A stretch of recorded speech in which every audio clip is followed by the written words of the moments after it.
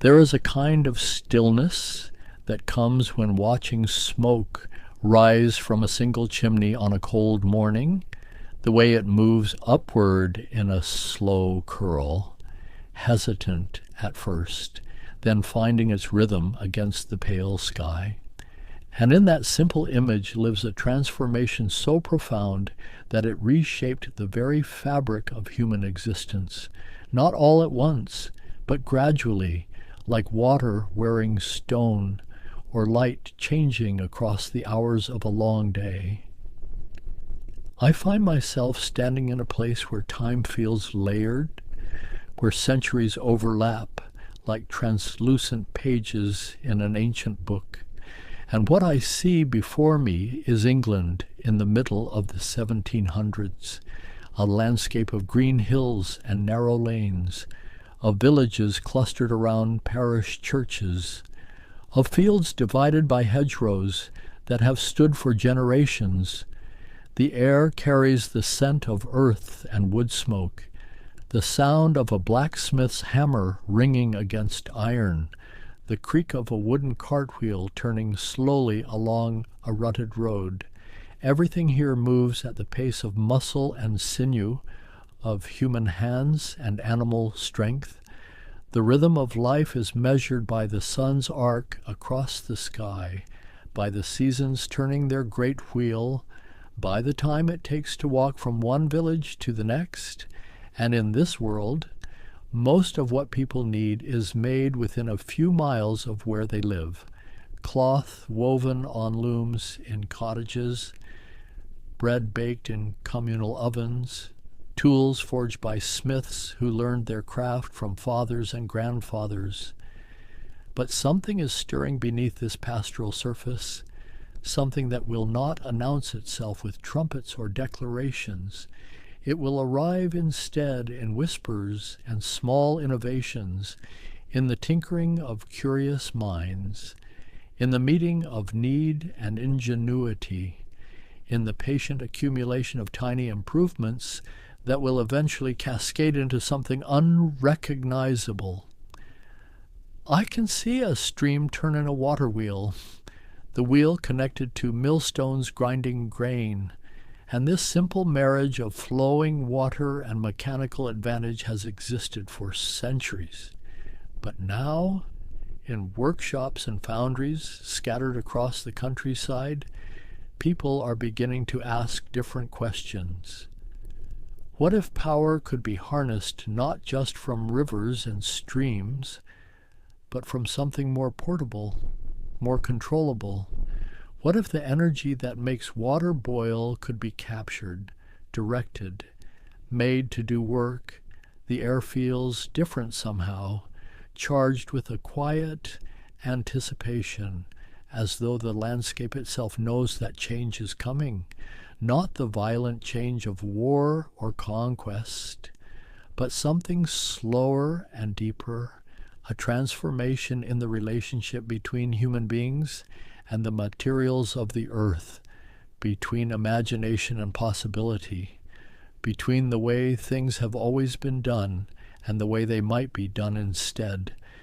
And so I stand here, watching that single thread of smoke rise from a chimney, knowing that within a few decades, the sky will be crossed by hundreds of such columns, thousands, that the green hills will be pocked with mine shafts, that the quiet lanes will carry the rumble of machinery, that the rhythm of life itself will accelerate beyond anything these villagers might imagine.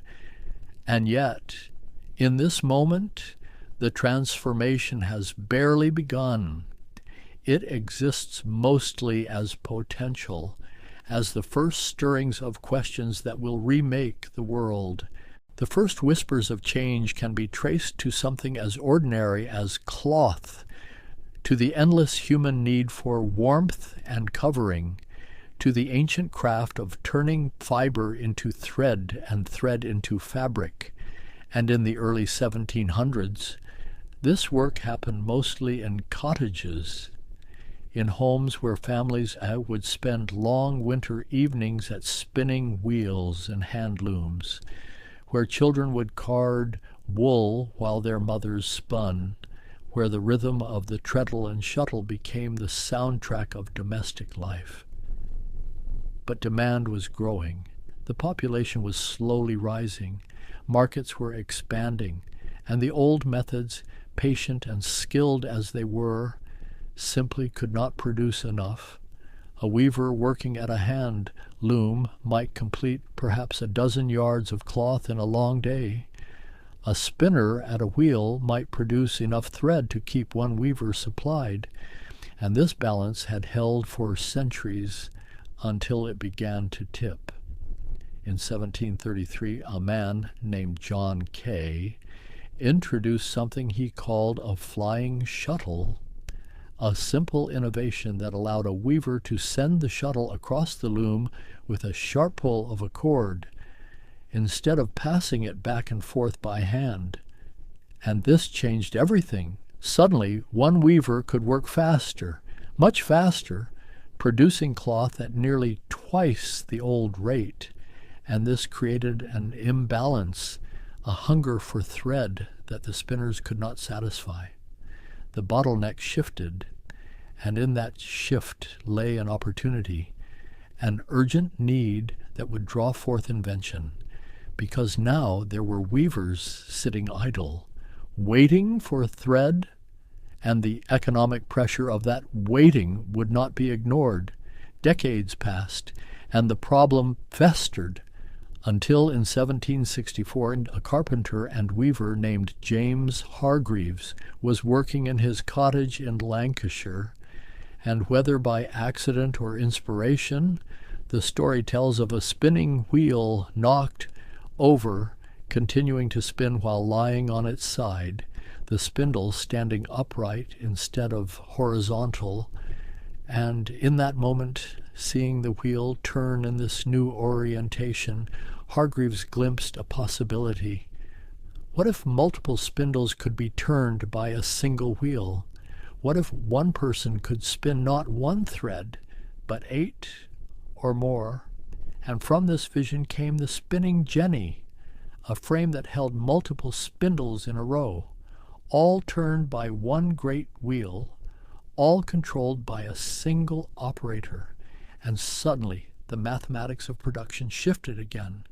One person doing the work of 8, then 16, then even more as the design evolved. But the spinning jenny had limitations.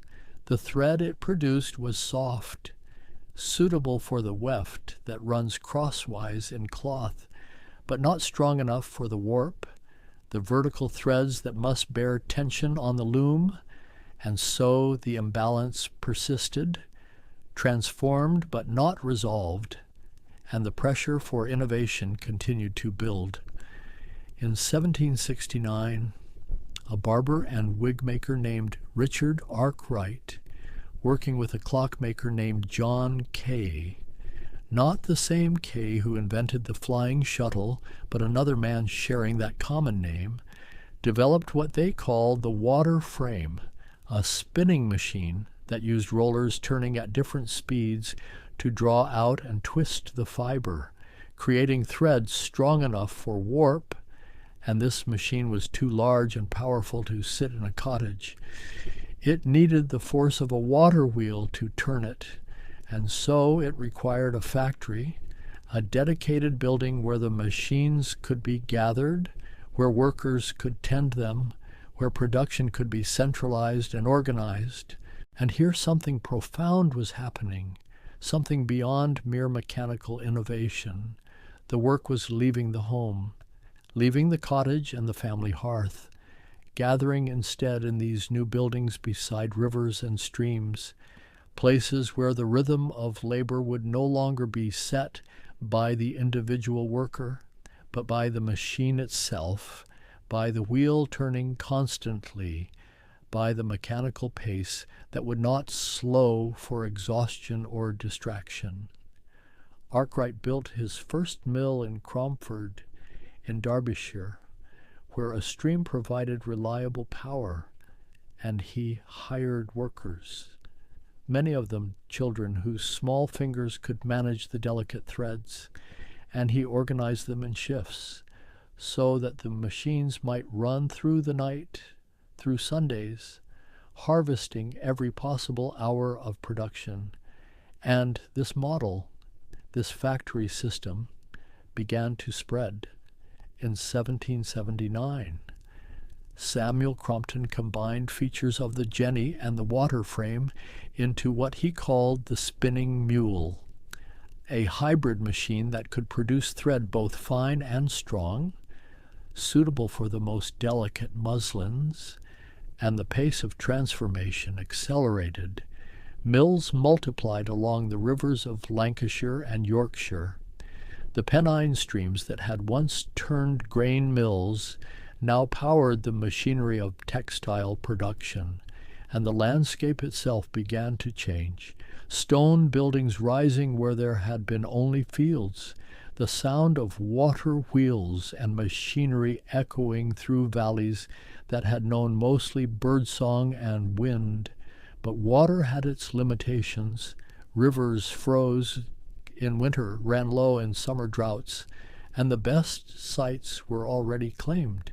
And so attention turned to another source of power, one that had been tantalizingly close to practical use for decades, the power of steam, of water boiled and expanded, of pressure harnessed and directed. The idea was not new. As far back as the late 1600s, men had experimented with atmospheric pressure and vacuum. Thomas Savery had built a steam pump for mines. Thomas Newcomen had improved upon it, creating engines that could lift water from flooded coal pits. But these were massive, inefficient things, consuming enormous amounts of coal to produce relatively little work, suitable only for pumping, and barely that. And then came James Watt, a Scottish instrument maker working at the University of Glasgow, tasked in 1764 with repairing a model of a Newcomen engine, and in studying its operation, in measuring its consumption of fuel against its output of work. Watt saw the fatal flaw. The cylinder was being heated and cooled with every stroke, wasting vast amounts of energy. And he conceived of a separate condenser, a chamber where the steam could be condensed without cooling the main cylinder. And this single insight, this recognition of wasted heat, would change the efficiency of steam power by a factor of 3 or 4. But knowing what to do and having the means to do it are different things. Watt spent years struggling to find funding, to locate craftsmen skilled enough to build cylinders to the precise tolerances his design required, to overcome the thousand small obstacles that stand between conception and realization, until he found a partner in Matthew Bolton, a Birmingham manufacturer with capital and connections, and together they established a works at Soho, near Birmingham, where they would build engines to order, engines that mine owners and mill operators could lease. Paying Bolton and Watt a share of the coal savings their improved efficiency provided. The first engines went to mines, draining water from ever deeper shafts, allowing coal to be extracted from seams that had been previously unreachable, and coal was becoming precious, essential, because it fueled not only the steam engines, but the furnaces of another transformation happening simultaneously, the birth of an iron industry on a scale never before imagined. For centuries, iron had been smelted using charcoal, made from wood, and Britain's forests had been slowly consumed, turned into fuel for forges and furnaces, and the iron produced was never quite pure, never quite consistent, limited by the quality of the charcoal and the size of the furnaces that charcoal could support. But in 1709, nearly a century before Watt's engine, a Quaker ironmaster named Abraham Darby had discovered that coal baked to remove its impurities, could smelt iron. And though it took decades for the technique to spread, it eventually broke the dependency on charcoal and allowed iron production to expand dramatically. By the 1770s and 80s, these separate threads were beginning to weave together. Watt's improved steam engines could power blast furnaces, creating higher temperatures, better iron, and that better iron could be used to build more precise engine cylinders, which made better engines, which powered more mills and forges. And this circular reinforcement, this feedback loop of improvement, began to accelerate the entire process. In 1784, a clergyman named Edmund Cartwright, inspired by a conversation about the imbalance between spinning and weaving, invented a power loom, a machine that could weave cloth automatically, driven by water or steam rather than human hands. And though his early versions were crude, difficult to operate, they pointed toward a future where weaving too would be mechanized, where the entire process from raw fiber to finished cloth could happen in a continuous industrial flow. And all of this was happening in a relatively small area in the north of England primarily, in Lancashire and Yorkshire, in the Midlands around Birmingham and the Black Country, in scattered locations where the right combination of resources and entrepreneurship and mechanical ingenuity came together, but the effects were beginning to ripple outward, creating new demand, new opportunities, new problems that would themselves require solution. The machines needed parts, precision parts, gears and cylinders and shafts machined to tolerances far beyond what traditional blacksmiths could achieve, and this need called forth a new breed of craftsmen, tool makers and engineers like Henry Maudslay, who developed lathes capable of cutting screws to exact specifications, who trained a generation of mechanically minded men in the patient art of precision, and these men would go on to build the machine tools that built other machines. Another feedback loop, another acceleration, and beneath all of this, literally beneath, in the dark galleries of coal mines, spreading like root systems under the English countryside, men and children worked in conditions almost beyond description, crawling through passages barely 2 feet high, hewing coal by candlelight, breathing air thick with dust, and the coal they extracted fueled everything, the steam engines and the iron furnaces and the factory boilers, and the demand for it grew relentlessly, driving the mines deeper, making them more dangerous, creating new problems of flooding and ventilation that required more innovation, more engines, more iron, more coal. The rhythm of this transformation was not uniform, not a steady march, but rather a series of surges and plateaus, innovations clustering in certain decades, then spreading slowly, being refined, being adapted to new purposes. And by the early 1800s, the pace was unmistakable. Something fundamental had shifted in the relationship between human labor and productive capacity. In the textile mills of Lancashire, the air was thick with cotton fibers floating like snow, thousands of spindles turning in unison, their collective hum a sound that workers said you could feel in your bones.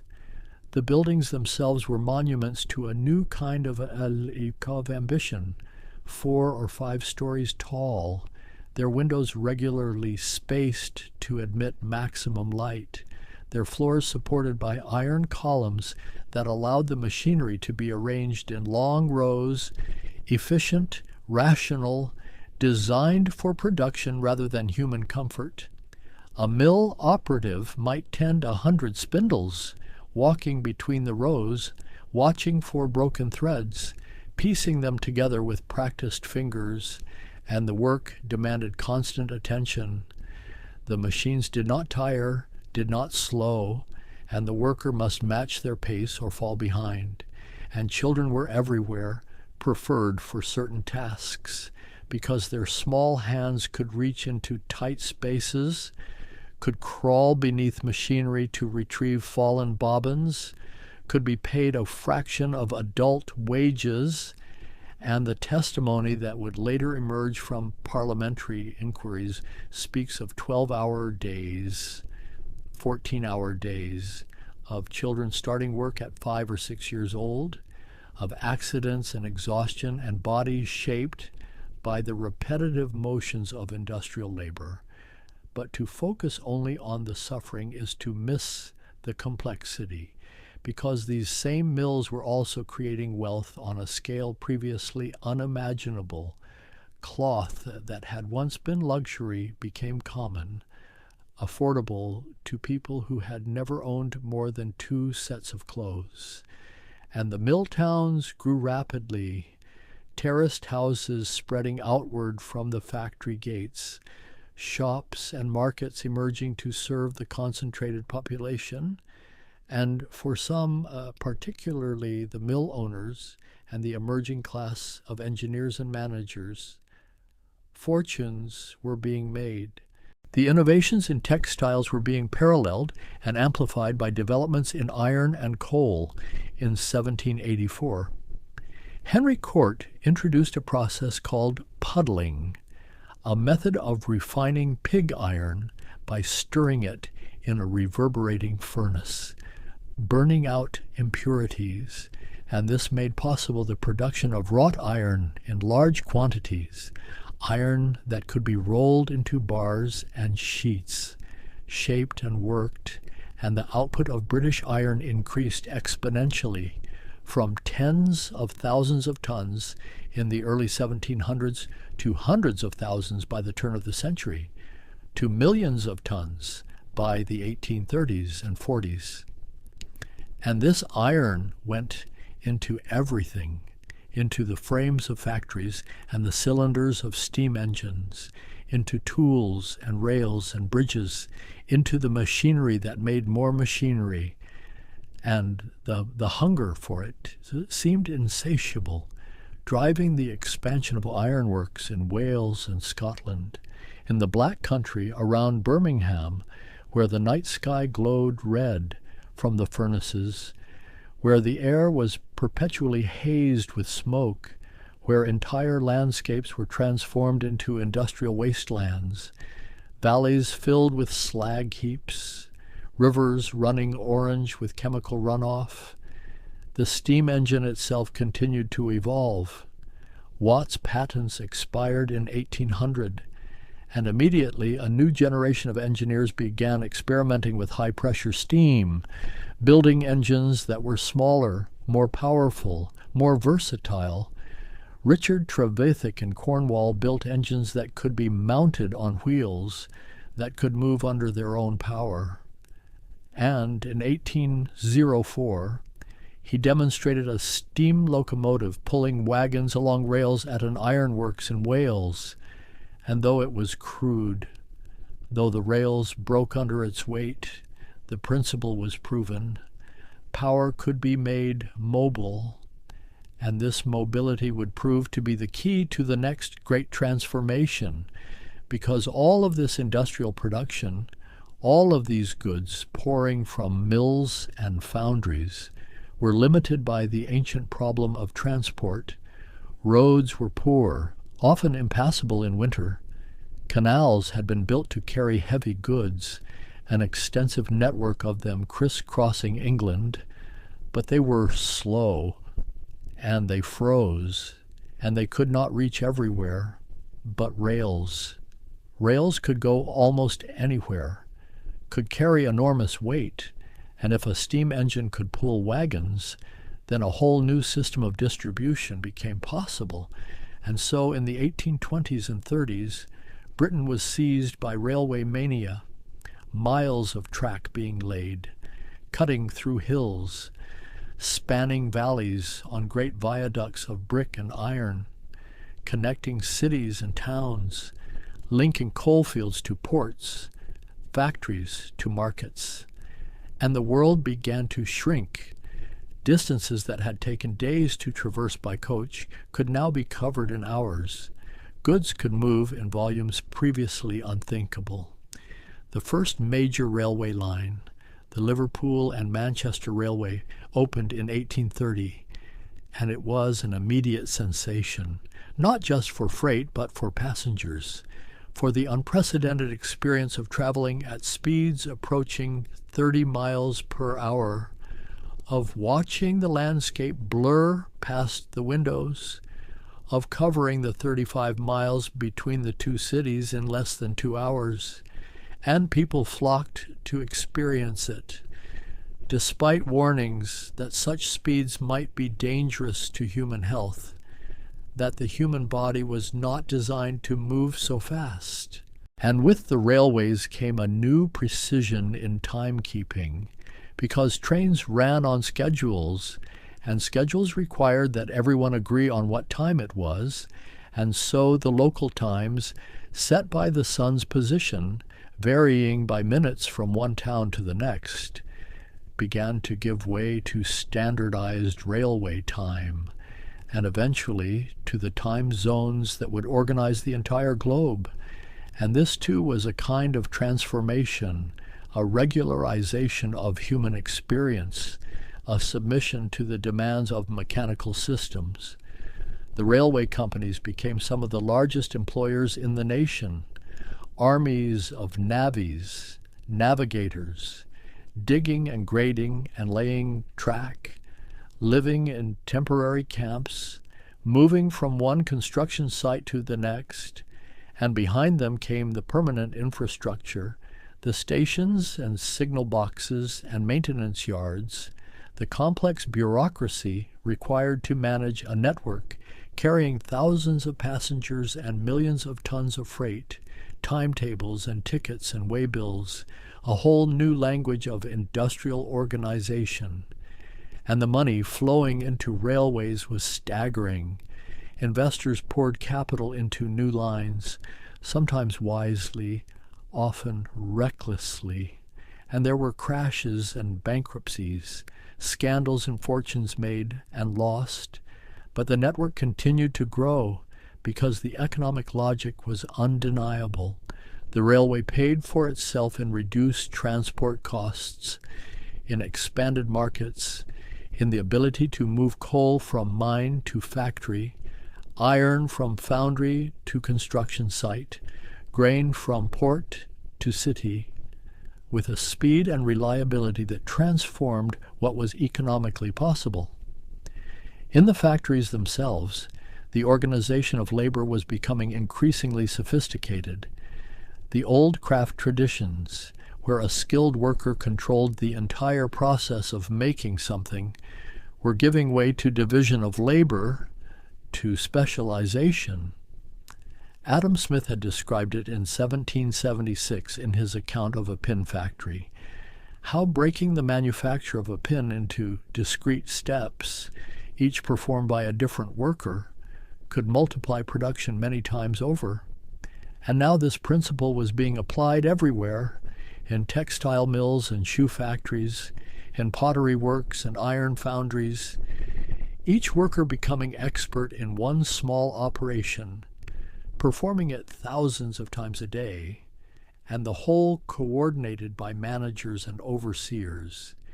And this reorganization required new forms of discipline, factory bells marking the beginning and end of shifts, fines for lateness or poor work, supervision to ensure that the pace was maintained, and workers accustomed to the irregular rhythms of agricultural or craft labor, where you might work intensely when needed and rest when you could, found this new regime oppressive, found themselves reduced to appendages of the machine. their movements dictated by its needs rather than their own judgment. There was resistance. There were Luddites smashing machinery in the night, burning mills, attacking the frames that they believed were stealing their livelihoods, and the government responded with troops, with trials and executions, defending the new order with violence because too much capital was now invested, too much depended on the continuation of mechanization, and the Luddite resistance, however desperate and genuine, could not turn back what had been set in motion. But alongside the resistance, there was also adaptation. Workers formed friendly societies and mutual aid organizations, early trade unions that would fight for better conditions, shorter hours, safer workplaces, and slowly, very slowly, reforms began to come. The first factory acts limiting child labor, regulating hours, requiring basic safety measures, and though enforcement was often lax, though mill owners found ways around the restrictions, the principle was established that industrial capitalism required some regulation, some protection for those who had only their labor to sell. The cities were growing explosively. Manchester's population increased from perhaps 90,000 in 1801 to over 300,000 by mid-century. Birmingham, Leeds, Glasgow, all expanding at similar rates, and the infrastructure struggled to keep pace. Streets were unpaved. Sanitation was primitive or non-existent. Water supplies were contaminated, and disease was rampant. Cholera and typhoid sweeping through crowded tenements. Infant mortality rates that seem almost unimaginable now, where 1 child in 3 might die before their 5th birthday in the poorest districts. And yet, even in these grim conditions, there was a kind of energy, a sense of possibilities opening. Education societies and mechanics institutes where working people could learn to read, could study mathematics and engineering, libraries and lecture halls, political movements demanding representation, the Chartists calling for universal male suffrage, for secret ballots, for a democracy that would include the industrial working class. And though most of these demands would take decades to achieve, the very fact that they were being articulated, that workers were organizing, forming consciousness of themselves as a class with interests and rights, was itself transformative.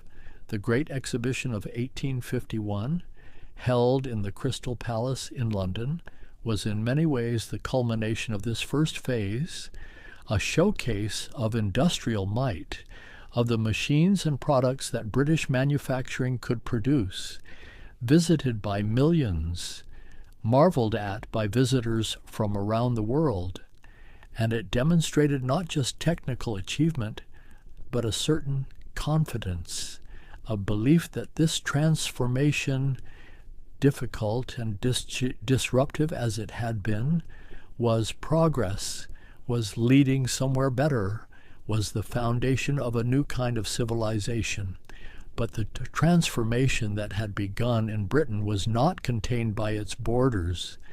The knowledge spread, the machines were copied, engineers and skilled workers emigrated, carrying their expertise to other nations, and by the mid-1800s, industrialization was taking root across Europe and North America, in Belgium and France, in the German states, in the northeastern United States, each place adapting the British model to its own circumstances, its own resources and traditions.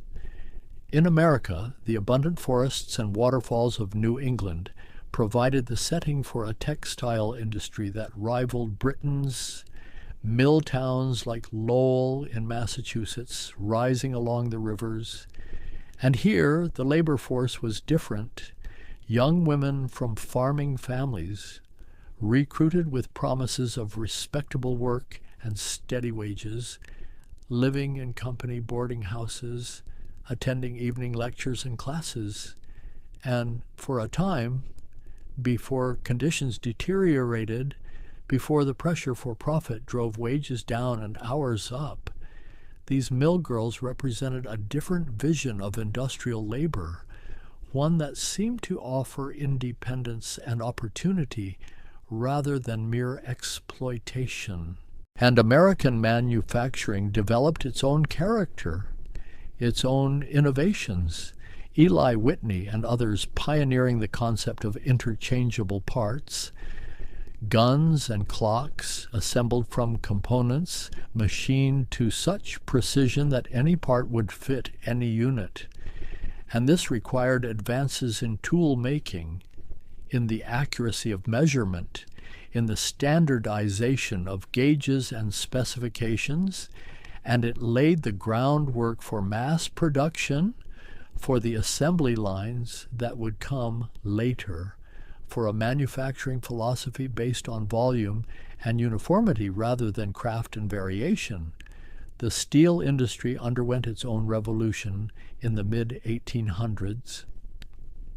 Henry Bessemer in England and William Kelly in America independently developing a process that could convert pig iron into steel quickly and cheaply by blowing air through molten iron, burning out impurities in a spectacular display of sparks and flame.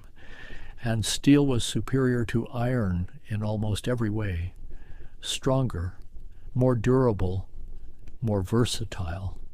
And suddenly it could be produced in vast quantities, and it went into railways and ships, into the frames of buildings that could now rise 10 stories, 15 stories, limited no longer by the strength of iron or masonry, but only by imagination and capital. The oceans themselves were being transformed. The first steamships had appeared early in the century, but they were auxiliary craft, still carrying sails, still dependent on wind for long voyages. But as steam engines became more efficient, as the screw propeller replaced paddle wheels, as iron and then steel hulls replaced wood, the steamship came to dominate maritime trade, and travel times collapsed. The journey from Britain to America, that had taken 6 weeks or more under sail, could now be accomplished in 10 days, then a week, and the world's ports filled with smoke, with the sound of engines and winches, with ships loading coal at every stop to feed their boilers, and with faster transport came greater integration of global markets. Wheat from the American plains could undercut British farmers. Cotton from Egypt and India could reach Lancashire mills.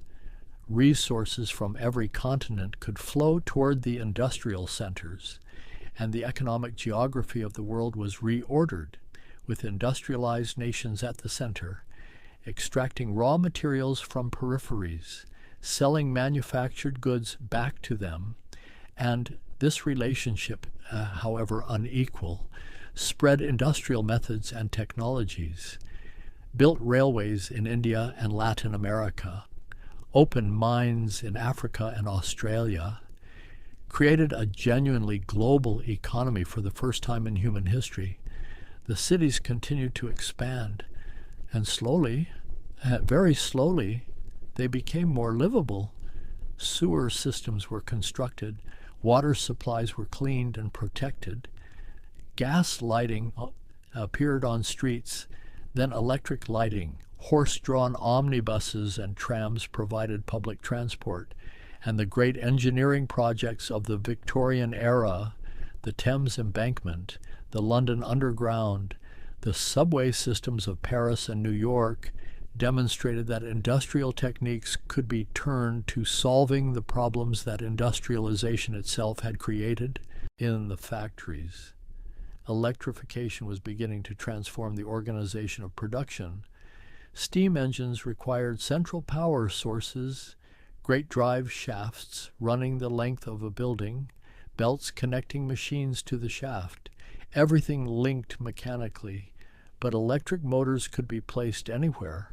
Each machine could have its own power source, and this allowed factories to be reorganized, made more flexible, more efficient, and the transition from steam to electricity from the 1880s onward represented another shift, another remaking of the industrial landscape. The chemical industry emerged as a major force in the late 1800s. The synthesis of dyes from coal tar, the production of sulfuric acid and alkalis on an industrial scale, fertilizers that could replenish exhausted soils, explosives for mining and construction, and later for war. And these chemical processes required new kinds of knowledge, not just mechanical ingenuity, but scientific understanding, chemistry and physics applied to industrial problems. And this marked another transition from the practical tinkering of early inventors to the research laboratories of universities and corporations, from empirical discovery to systematic innovation, and with this came a change in the pace of innovation itself.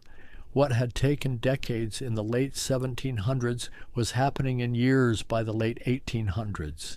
The bicycle appeared and was refined and mass-produced within a generation. The automobile followed, internal combustion engines replacing steam, assembly line production replacing craft manufacture, and Henry Ford's Model T, introduced in 1908, represented the culmination of a century of developments, standardized parts, division of labor, mechanized production, all coordinated to produce a complex product at a price ordinary workers could afford.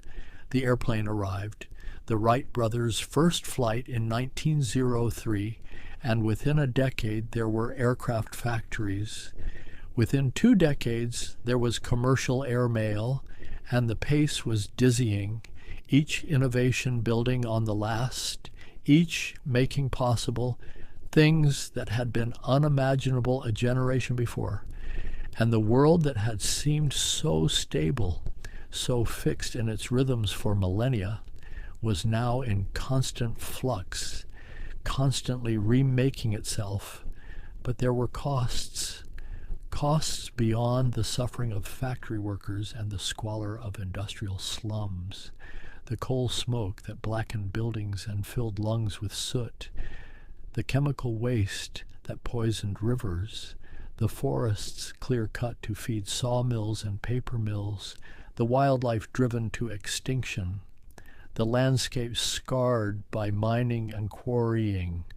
And these costs were largely invisible to those making the decisions, externalized onto communities and ecosystems that had no voice in the calculus of profit and progress. The 2 world wars of the 20th century were in many ways products of industrialization, fought with weapons mass-produced in factories, artillery shells and machine guns, tanks and aircraft, submarines and battleships, poison gas synthesized in chemical plants, and the scale of destruction they enabled was unprecedented.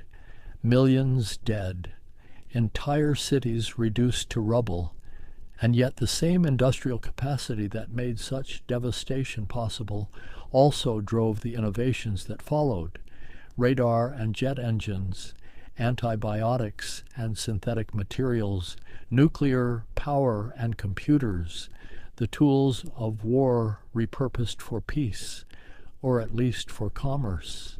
And after the Second World War, industrialization spread to new regions, Japan rebuilding from devastation to become an industrial powerhouse, South Korea and Taiwan following similar paths, China beginning its transformation in the late 1970s, and each wave of industrialization learned from the previous ones, adopted technologies more quickly, compressed the timeline, but also repeated many of the same mistakes.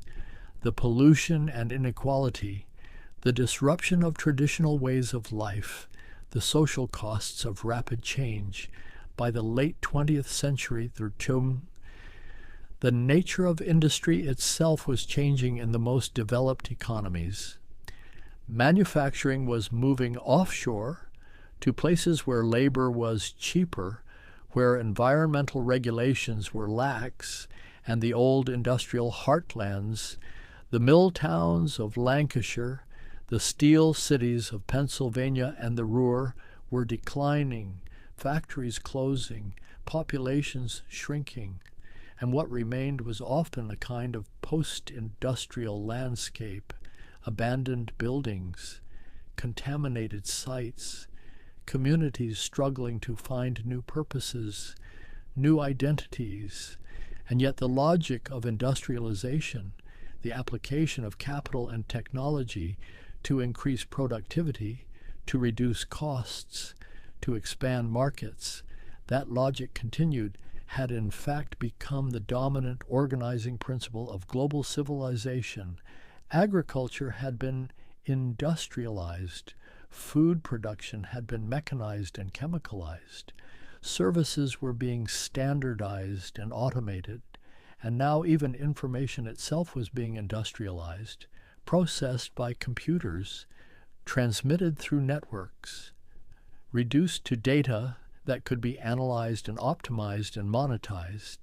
And so, standing here, looking back across 2.5 centuries, the landscape that seemed so stable at the beginning, that world of cottages and water wheels, of hand looms and horse carts, has been completely transformed, not once but many times over, each generation experiencing changes that would have been incomprehensible to the one before.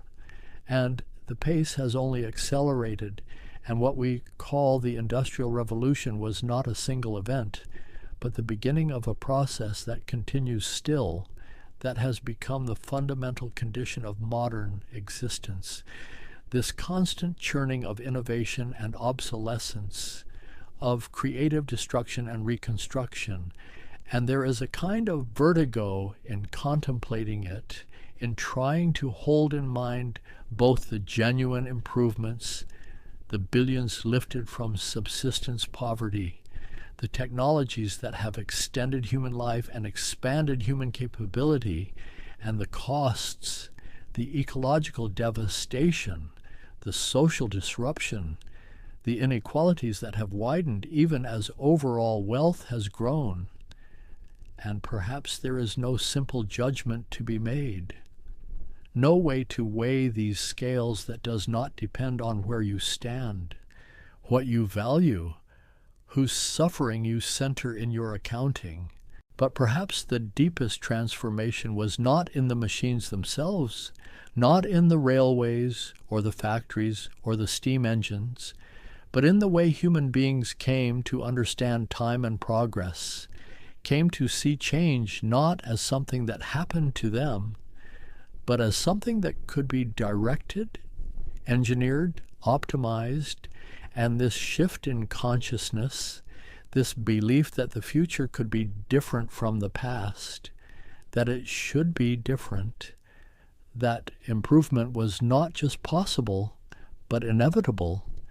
This may be the most enduring legacy of the industrial age. Before, time had been cyclical, the seasons turning, generations following the same patterns as their ancestors. And while there were disruptions, wars and plagues and famines, the underlying rhythm remained. But industrialization introduced a different temporality, linear, progressive, always moving forward. And this created a new kind of anxiety, the fear of being left behind, of obsolescence, of failing to keep pace with the accelerating present. And yet, there was also a kind of intoxication in it, a sense that anything might be possible, that the constraints that had bound humanity for millennia were falling away, that distance and darkness, scarcity and suffering could all be overcome through ingenuity and effort. And this optimism, however naive it may seem now, was genuine, was felt deeply by those who lived through the transformation, who saw in their own lifetimes changes that would have taken centuries in earlier eras. The very concept of innovation became valorized, celebrated, the inventor and the entrepreneur elevated to heroic status. And there was some truth to this. Individuals like Watt and Stephenson, Bessemer and Edison, whose insights genuinely altered the trajectory of human civilization. But there was also an erasure, a forgetting of the countless workers whose labor made those visions real, the miners and the foundry workers, the railway navvies and the mill operatives, whose names are lost, but whose sweat and suffering built the physical infrastructure of the modern world. And there is a similar erasure in the way we remember places. We celebrate Manchester as the birthplace of the industrial age, marvel at its Victorian architecture, but forget the slums that festered behind those grand facades. We admire the engineering of the railways, the elegance of iron bridges spanning rivers, but do not see the valleys filled with slag, the hillsides stripped bare, the streams running with chemical waste, and perhaps this selective memory is necessary. Perhaps we could not function under the full weight of all that was lost, all that was destroyed in the making of the modern world. There is a photograph, or rather there are thousands of them, from the height of the industrial age. Workers posed outside factory gates, their faces weathered, their clothes worn, and in their eyes, if you look closely, you can sometimes see a kind of pride, a dignity that persisted despite everything, despite the conditions and the exploitation. And this too is part of the story, that people are not simply victims of historical forces, that they find ways to maintain their humanity, to build community, to resist and adapt and endure. And the objects themselves, the machines that drove this transformation, many of them are preserved now in museums. Great beam engines, polished and motionless, spinning jennies behind glass, locomotives displayed on sections of track leading nowhere, and there is something melancholy about them. These tools that once seemed to hold the future, now artifacts of a past that recedes further with each passing year, and we walk among them and try to imagine the noise, the heat, the vibration, the overwhelming sensory experience of a working factory or forge, but it remains distant, abstracted, history rather than lived experience. Yet the patterns established then continue to shape our world. The division between mental and manual labor, the organization of work into specialized tasks, the pursuit of efficiency above other values, the treatment of nature as a resource to be exploited. These are not natural laws, but choices made during the Industrial Revolution, ways of organizing human activity that became so normalized, so taken for granted, that we stopped recognizing them as choices at all. And perhaps one of the most important tasks now is to see them clearly again, to understand that what was made can be remade, that the future is not determined by the past, but by the decisions we make in the present. And there is something humbling about standing at this point in time, able to look back across the full arc of industrialization, to see both its achievements and its costs, with a clarity that was impossible for those living through it, and to recognize that we are still living through it, that the transformation continues, that the decisions we make about technology and labor, about growth and sustainability, about what kind of world we want to build are in many ways the same decisions that faced those early mill owners and workers, inventors and reformers, only now with stakes that are global rather than local, with consequences that could be irreversible. The smoke that rose from that single chimney at the beginning, that image of transformation just beginning, has multiplied beyond counting. The atmosphere itself changed by the carbon released from millions of coal fires, billions of gallons of petroleum burned, and we are living now with the consequences of choices made when the future seemed limitless, when the earth seemed inexhaustible. And there is a certain poetic justice in the fact that the same ingenuity that created these problems may be necessary to solve them, that we must engineer our way towards sustainability, just as we once engineered our way toward productivity. And perhaps in the end, what the Industrial Revolution teaches us is that human beings are capable of remaking the world, for better and worse, that we have this extraordinary capacity for innovation and transformation, and that this capacity brings with it responsibility, the obligation to consider not just what we can do, but what we should do, not just how to make things faster or cheaper or more efficient, but whether speed and cheapness and efficiency are the values that should guide us. The river still flows, the one that turned the first water wheels, though it runs now past abandoned mills, past sites being reclaimed for housing or left to return slowly to nature. And there is something in this image of return, of transformation working in reverse, of industrial landscapes being unmade, that suggests that nothing is permanent, that what seems solid and inevitable is actually contingent, temporary, subject to change. And so the story comes full circle, back to that moment of stillness, that thread of smoke rising into pale sky. And we understand now that it was not just one transformation, but the beginning of endless transformations, each built on the last, each creating new possibilities and new problems, and that we are part of this story still, standing in our own moment of transition, watching new technologies emerge, wondering what they will make of the world, what they will make of us.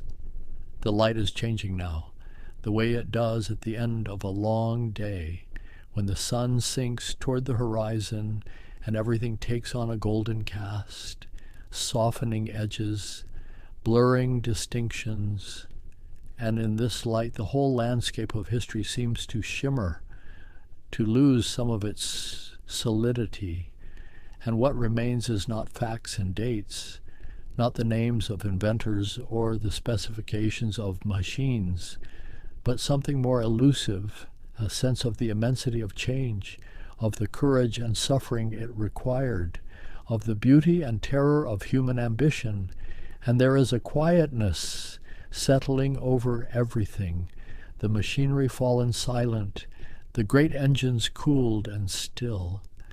And in this quietness we can hear other things, the sound of wind moving through empty buildings, of grass growing in the cracks of abandoned pavements, of birds nesting in factory chimneys. And this too is part of the story, that nature persists, that life finds a way, that nothing human is final. The stars are beginning to appear, one by one in the deepening blue, the same stars that shone over those early mills and forges, that watched the railways spread across continents, that saw cities rise and grow and sometimes decline, and they remind us of scale, of the vast sweep of time in which even the Industrial Revolution, transformative as it was, is just a moment, a brief flourishing of a particular kind of civilization on a small planet in an unremarkable corner of the universe. And perhaps there is comfort in this perspective, in recognizing our smallness, our contingency, in understanding that the problems that seem overwhelming are human-scale problems made by human choices, and therefore potentially unmakeable by different choices, that we are not powerless in the face of a history, but its authors, however imperfect, however limited our vision. The darkness is almost complete now, just the faintest glow remaining in the west. And in this darkness, the past and future seem to converge, to become less distinct. And what matters is this present moment, this breath, this awareness, this capacity for reflection and choice. And the story ends not with certainty or conclusion, but with possibility, with the recognition that transformation continues, that the wheel keeps turning, that what comes next is not yet written. And in that uncertainty, in that openness to the future, lies both challenge and hope, both responsibility and freedom, and the smoke rises as still, dissolving into air, becoming invisible, becoming part of everything, becoming sky. There's a particular quality to the air when standing before something that once moved, when the motion has stopped, but the memory of it lingers in the metal and glass, in the curves that were shaped by wind and purpose. And tonight, I find myself in such a place where the history of movement itself seems to rest. The dim light falls across surfaces that were once polished to a shine, across chrome that caught the reflections of passing landscapes, across paint that wore the dust of 1,000 different roads.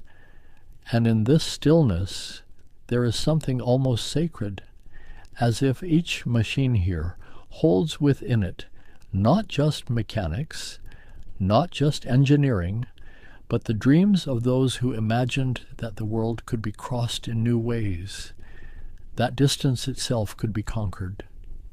I move slowly between them, these vessels of transformation, and I think about how humanity has always been restless, always seeking to move faster, to go farther, to break free from the limitations that once seemed absolute. And here, in the presence of these automobiles, I can trace that restlessness back through decades, back through generations, back to a time when the very idea of a self-propelled vehicle seemed like something from the realm of fantasy.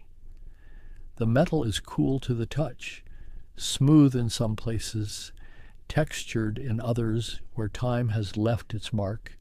And I wonder about the hands that first shaped these forms, the minds that puzzled over problems that had never been solved before, the inventors and tinkerers and dreamers who looked at the horse-drawn carriages of their time and asked, what if we could harness power in a new way? What if we could create something that moved by its own force? What if we could change not just how we travel, but how we live, how we see the world, how we understand our place in it? The automobiles around me span more than a century of human ingenuity, and each one tells a story, not just of the machine itself, but of the era that created it, of the people who built it, of the roads it traveled and the journeys it made possible.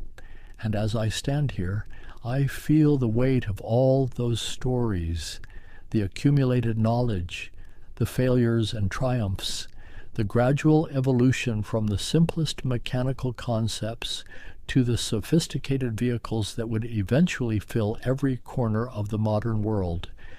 There's something almost musical about the way these machines are arranged, each one a note in a longer composition, and the melody they create together is the story of progress itself, of how one idea builds upon another, how each innovation opens the door to something new, how the impossible becomes possible, and then becomes ordinary, and then becomes the foundation for the next impossible thing.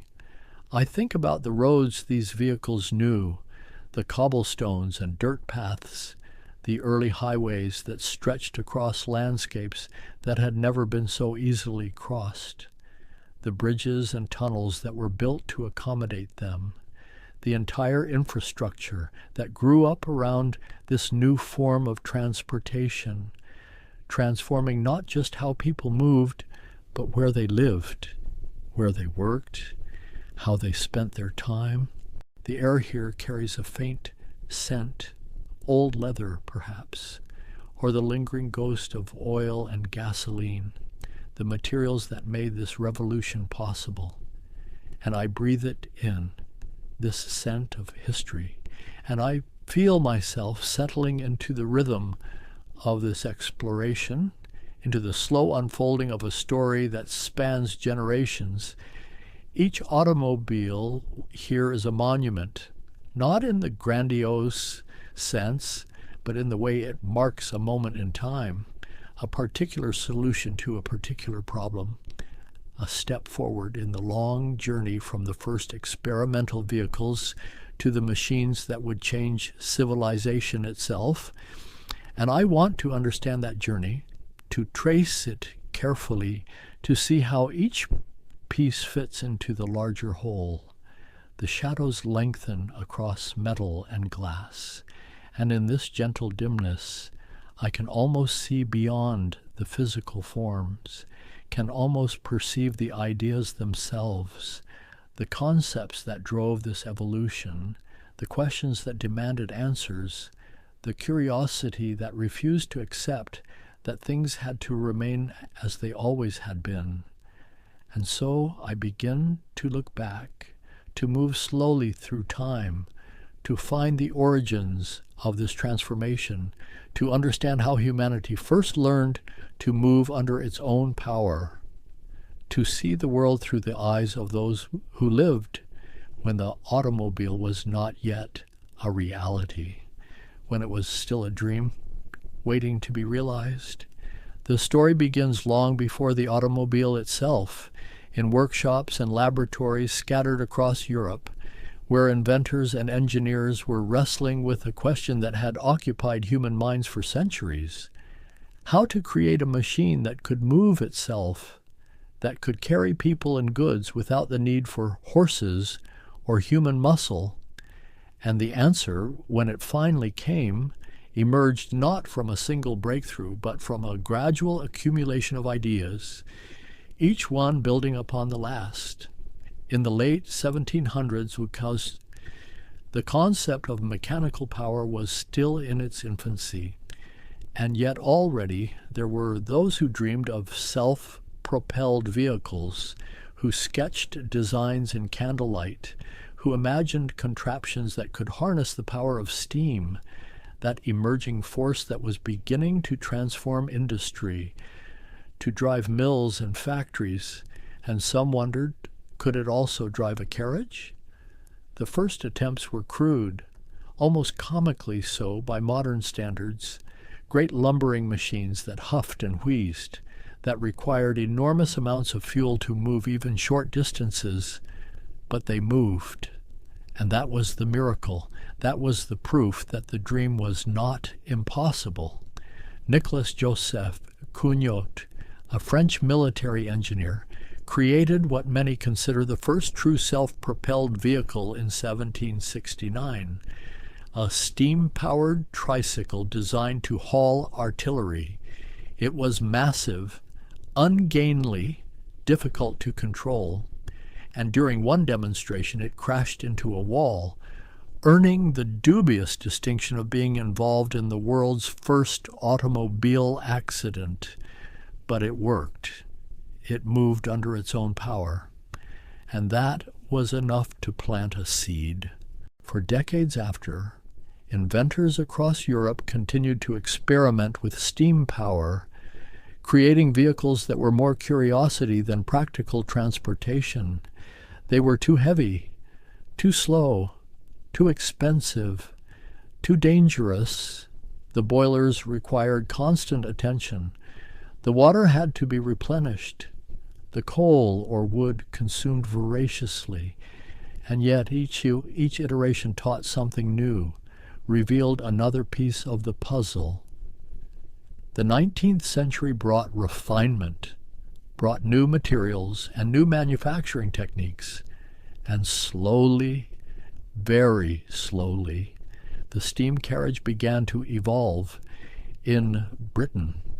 Engineers created vehicles that could carry passengers along designated routes, early precursors to buses, running on roads that were not yet prepared for such machines, raising dust, frightening horses, causing concern among those who saw them as dangerous novelties.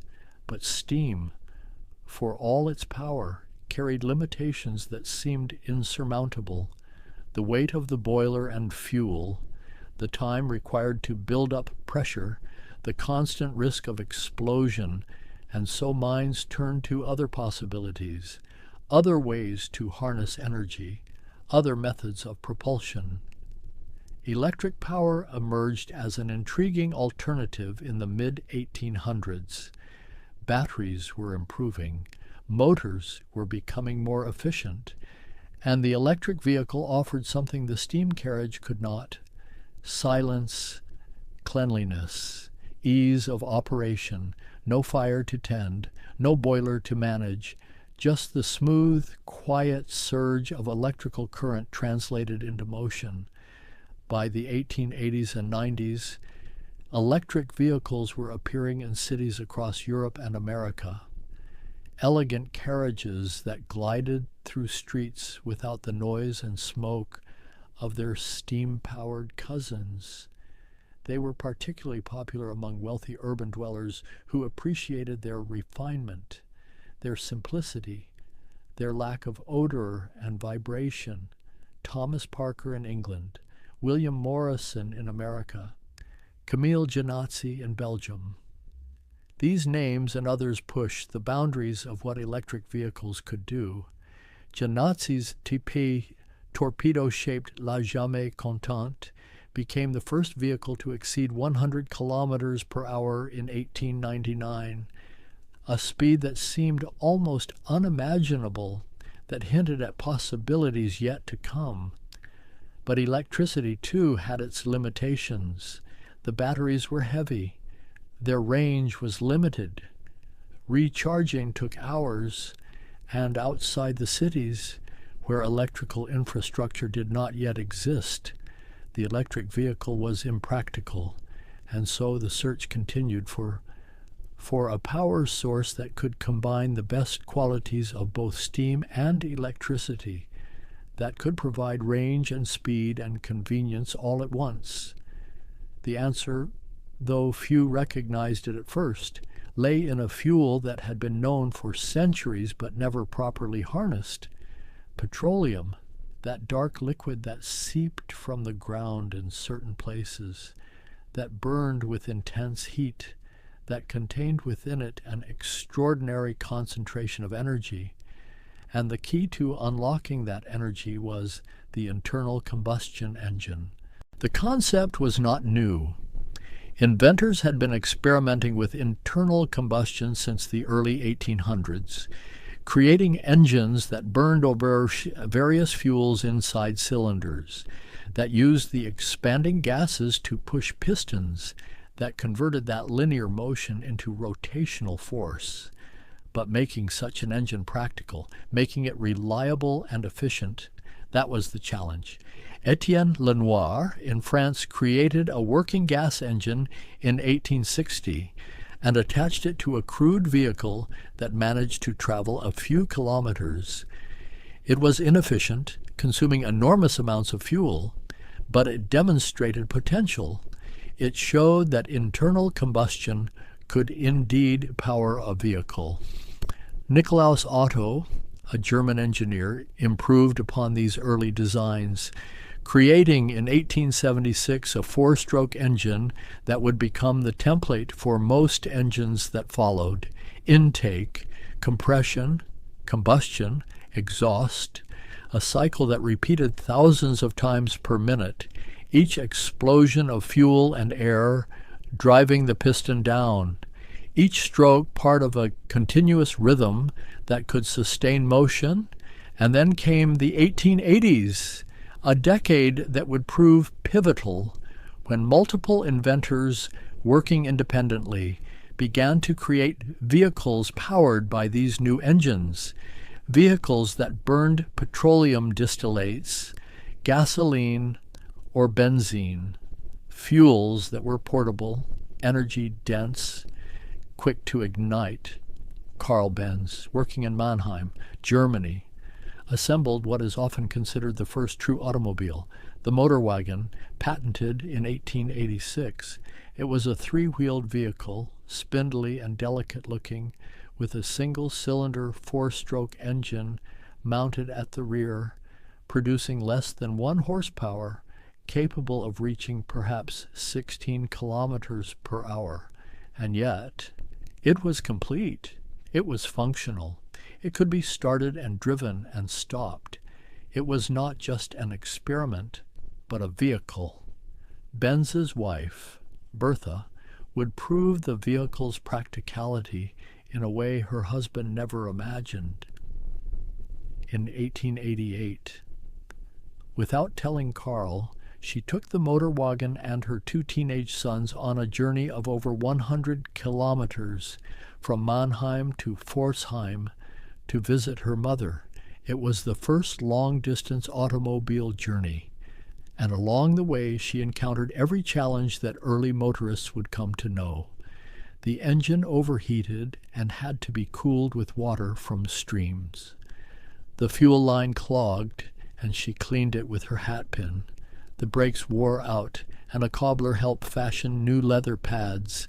She bought fuel, Ligroen, a petroleum solvent, from pharmacies along the route. No gas stations existed yet. This journey did more to prove the automobile's potential than any demonstration or exhibition could have done. It showed that these machines could be practical, could serve a real purpose, could take people where they wanted to go, albeit with patience and resourcefulness.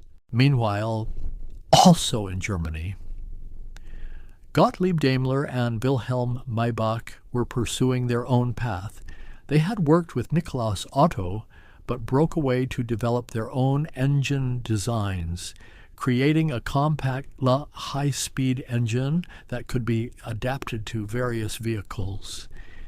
In 1885, Daimler attached one of these engines to a wooden bicycle, creating what might be called the first motorcycle, and soon after, he and Maybach were installing their engines into carriages, into boats, experimenting with every application they could imagine. Their engines were more advanced than Benz's in some ways, running at higher speeds, producing more power for their size, and they licensed their designs to others, spreading the technology, making it available to a growing community of inventors and entrepreneurs who saw the potential in this new form of transportation. Across Europe, workshops and small factories began producing automobiles, each maker bringing their own variations, their own improvements. Some favored chain drives, others belt drives, some preferred water cooling, others air cooling. There were no standards yet, no established best practices, just experimentation and innovation, each builder learning from their own mistakes and occasionally from each other. In France, where an enthusiasm for mechanical innovation had long flourished, the automobile found particularly fertile ground. Armand Peugeot began building cars using Daimler engines in 1890. Émile Levasseur and René Panhard created their own designs, placing the engine at the front rather than the rear, a configuration that would become standard. These French manufacturers were among the first to see the automobile not just as a novelty, but as a product, something that could be sold to customers, that could become a business. And the customers came slowly at first, wealthy enthusiasts mostly, people who had the money to spend on an expensive and unreliable machine, who had the time to tinker with it when it broke down, who saw it as a sport, an adventure, a way to be at the forefront of modernity. They formed clubs, organized tours and races, created a culture around the automobile, even as the automobile itself was still finding its form. The races were particularly important. They pushed the technology forward, rewarded innovation, demonstrated what was possible. The Paris to Bordeaux race of 1895, covering over 1,200 kilometers, showed that automobiles could handle long distances, could average speeds of 24 kilometers per hour over challenging roads, and the winner, Émile Levasseur, drove alone for 48 hours, proving not just the machine's endurance, but the human spirit that accompanied this new age of mobility. By the turn of the 20th century, the automobile was no longer a curiosity confined to European workshops. It had crossed the Atlantic, had found new champions in America, where vast distances and an industrial spirit created perfect conditions for its evolution, and it was there, in a country still building its identity, that the automobile would transform from a plaything of the wealthy into something that could touch the lives of ordinary people. The American landscape was different from Europe. The cities were farther apart. The roads were fewer and often rougher, and there was a frontier mentality, a belief that anything could be achieved through determination and innovation. Dozens of small companies sprang up, each one claiming to build the best automobile, each one competing for a market that was still defining itself. Steam still had its advocates in America. The Stanley brothers, Francis and Freeland, built steam cars that were fast and powerful, setting speed records, proving that steam technology had not yet exhausted its potential.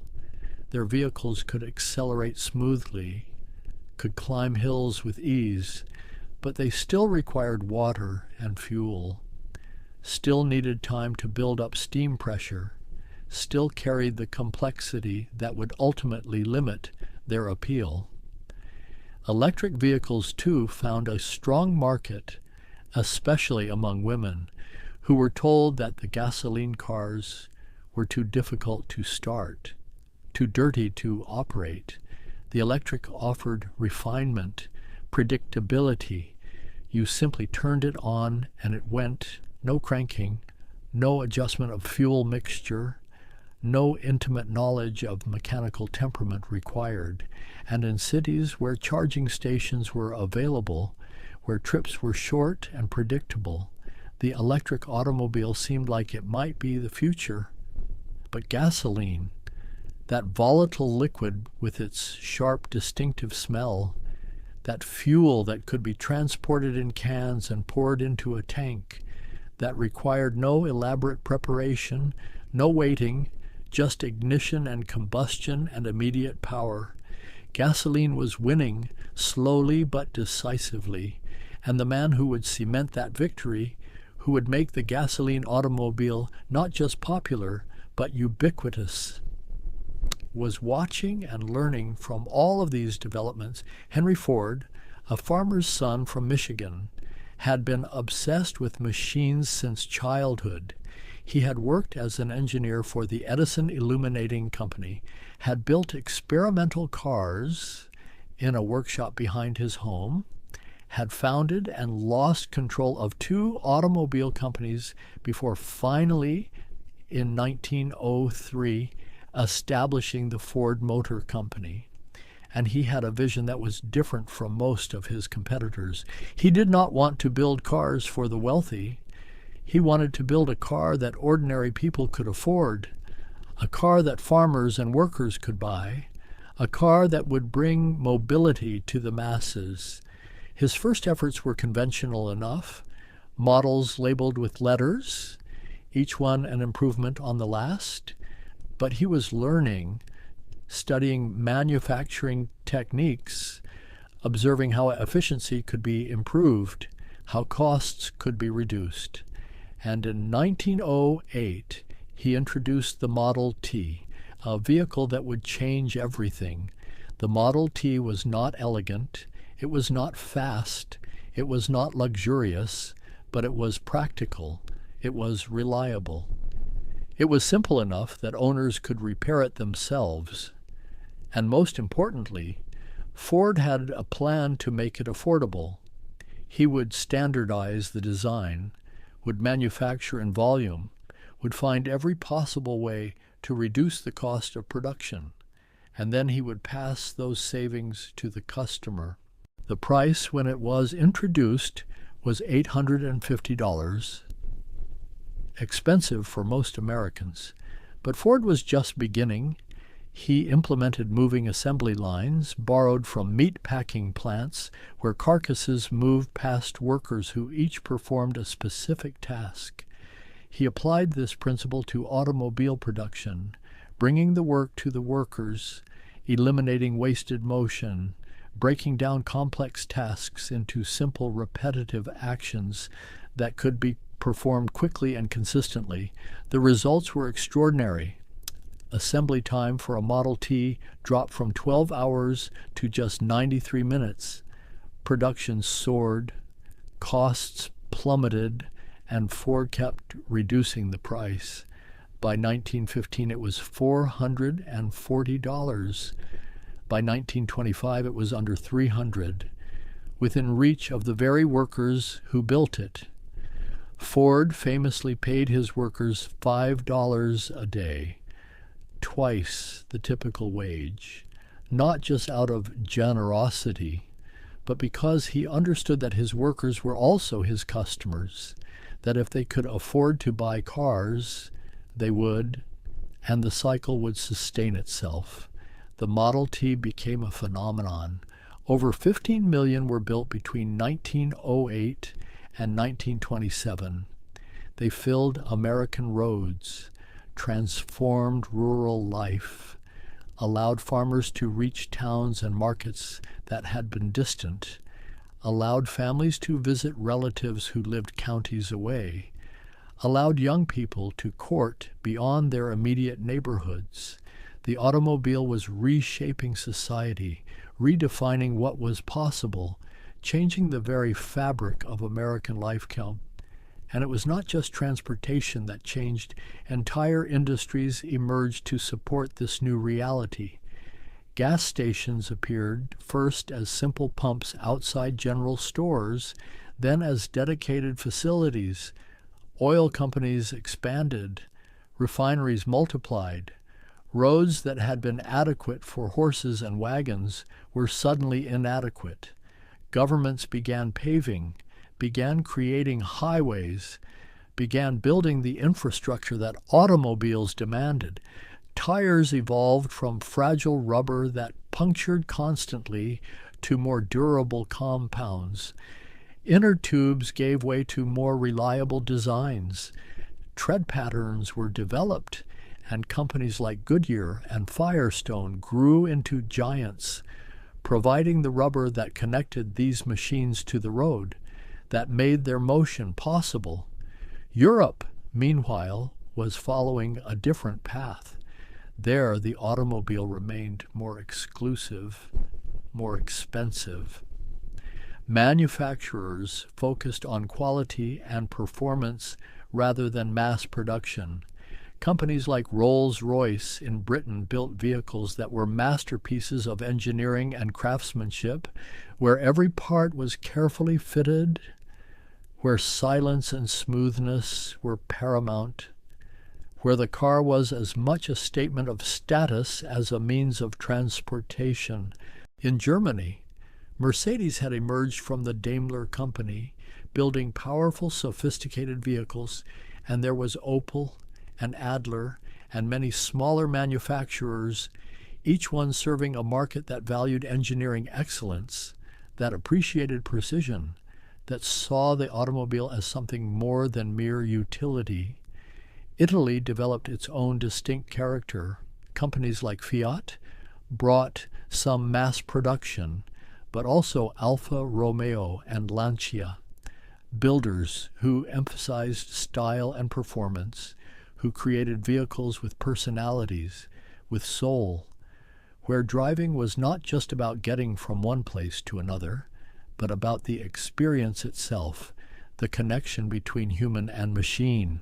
France, which had been so instrumental in the automobile's early development, continued to innovate. Citroën introduced mass production techniques to Europe, while Bugatti created works of art on wheels, vehicles that were as beautiful as they were fast, that blurred the line between engineering and sculpture. The 1920s brought refinement to the automobile. Closed bodies became common, protecting occupants from weather. Electric starters replaced hand cranks, eliminating the dangerous and exhausting task of manually starting the engine. Transmissions gained synchronizers, making gear changes smoother, brakes improved. Four-wheel systems replacing the rear-only braking of earlier vehicles, making cars safer, more controllable. Luxury manufacturers pushed boundaries. Duesenberg in America built vehicles of extraordinary power and elegance. Hispano-Suiza in Spain created engines of legendary smoothness. Bentley in Britain combined speed with endurance, winning races at Le Mans, proving that performance and reliability need not be mutually exclusive. The automobile was maturing, finding its form. The basic layout that Panhard and Levasseur had pioneered, engine in front, driving wheels at rear, was now standard.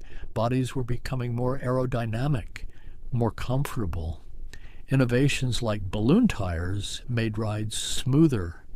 Hydraulic brakes provided better stopping power. The rough, primitive vehicles of the early years were giving way to machines that could travel long distances in relative comfort.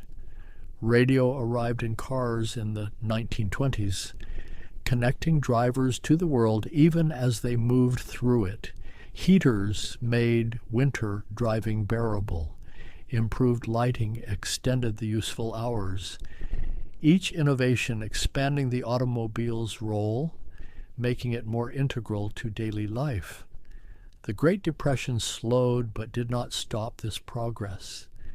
People still needed transportation, still wanted the freedom that automobiles provided. Manufacturers adapted, offered smaller, more economical models, competed on price and efficiency, and when the economy recovered, the industry surged back, stronger than before. By the 1930s, the automobile had achieved a kind of maturity. The basic engineering challenges had been solved. What remained was refinement, optimization, making cars faster, more comfortable, more reliable, more beautiful. Styling became increasingly important. Streamlining was all the rage. Vehicles took on flowing shapes, curves that suggested speed even when standing still. Chrysler introduced the airflow in 1934, a radically aerodynamic design that was ahead of its time. Too radical for many buyers, but influential nonetheless, showing what was possible when form followed function, when designers thought seriously about how air flowed over and around a moving vehicle. The Volkswagen emerged in Germany. Ferdinand Porsche's design for a people's car, commissioned by the Nazi government but based on principles of simplicity and efficiency, a rear engine layout, air cooling, a rounded shape that would become one of the most recognizable silhouettes in automotive history, though its mass production would not come until after the coming war, and war was coming, the storm clouds gathering over Europe. And when it arrived, the automobile industry would be transformed once again, turned to military production, to trucks and tanks and staff cars.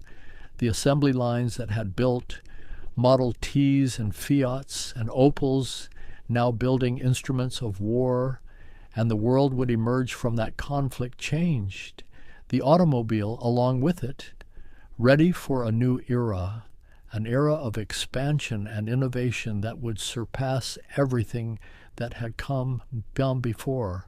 But that transformation still lay ahead. And for now, in this moment of reflection, I find myself thinking about those decades when the automobile was young, when it was still proving itself, when every journey was an adventure, when the simple act of traveling from one town to another required planning and courage and a willingness to get one's hands dirty. The world that emerged from the Second World War was transformed in countless ways, and the automobile industry reflected those transformations. Factories that had built bombers and tanks returned to civilian production, but they returned with new capabilities, new manufacturing techniques, new materials that had been developed for military purposes, and they returned to a world hungry for mobility, for normalcy, for the freedom that the automobile represented. In America, the pent-up demand was enormous. Production had been halted for years. Existing vehicles were worn out, and millions of returning servicemen wanted cars, wanted homes in new suburbs that were spreading outward from city centers, wanted to participate in the prosperity that the war's end seemed to promise, and the manufacturers responded. Detroit roared back to life. Assembly lines that had been silent or turned to military production now churned out cars in numbers that dwarfed anything from before the war. The designs of the late 1940s and early 1950s reflected a new optimism, a sense of possibility. Chrome gleamed everywhere. Bumpers became more elaborate. Grills grew larger and more ornate. Tail fins appeared, inspired by aircraft design, suggesting speed and modernity. Cars grew longer, lower, wider. Horsepower increased. V8 engines became common even in middle-class vehicles, and gasoline was cheap, abundant. No one worried about consumption, about efficiency.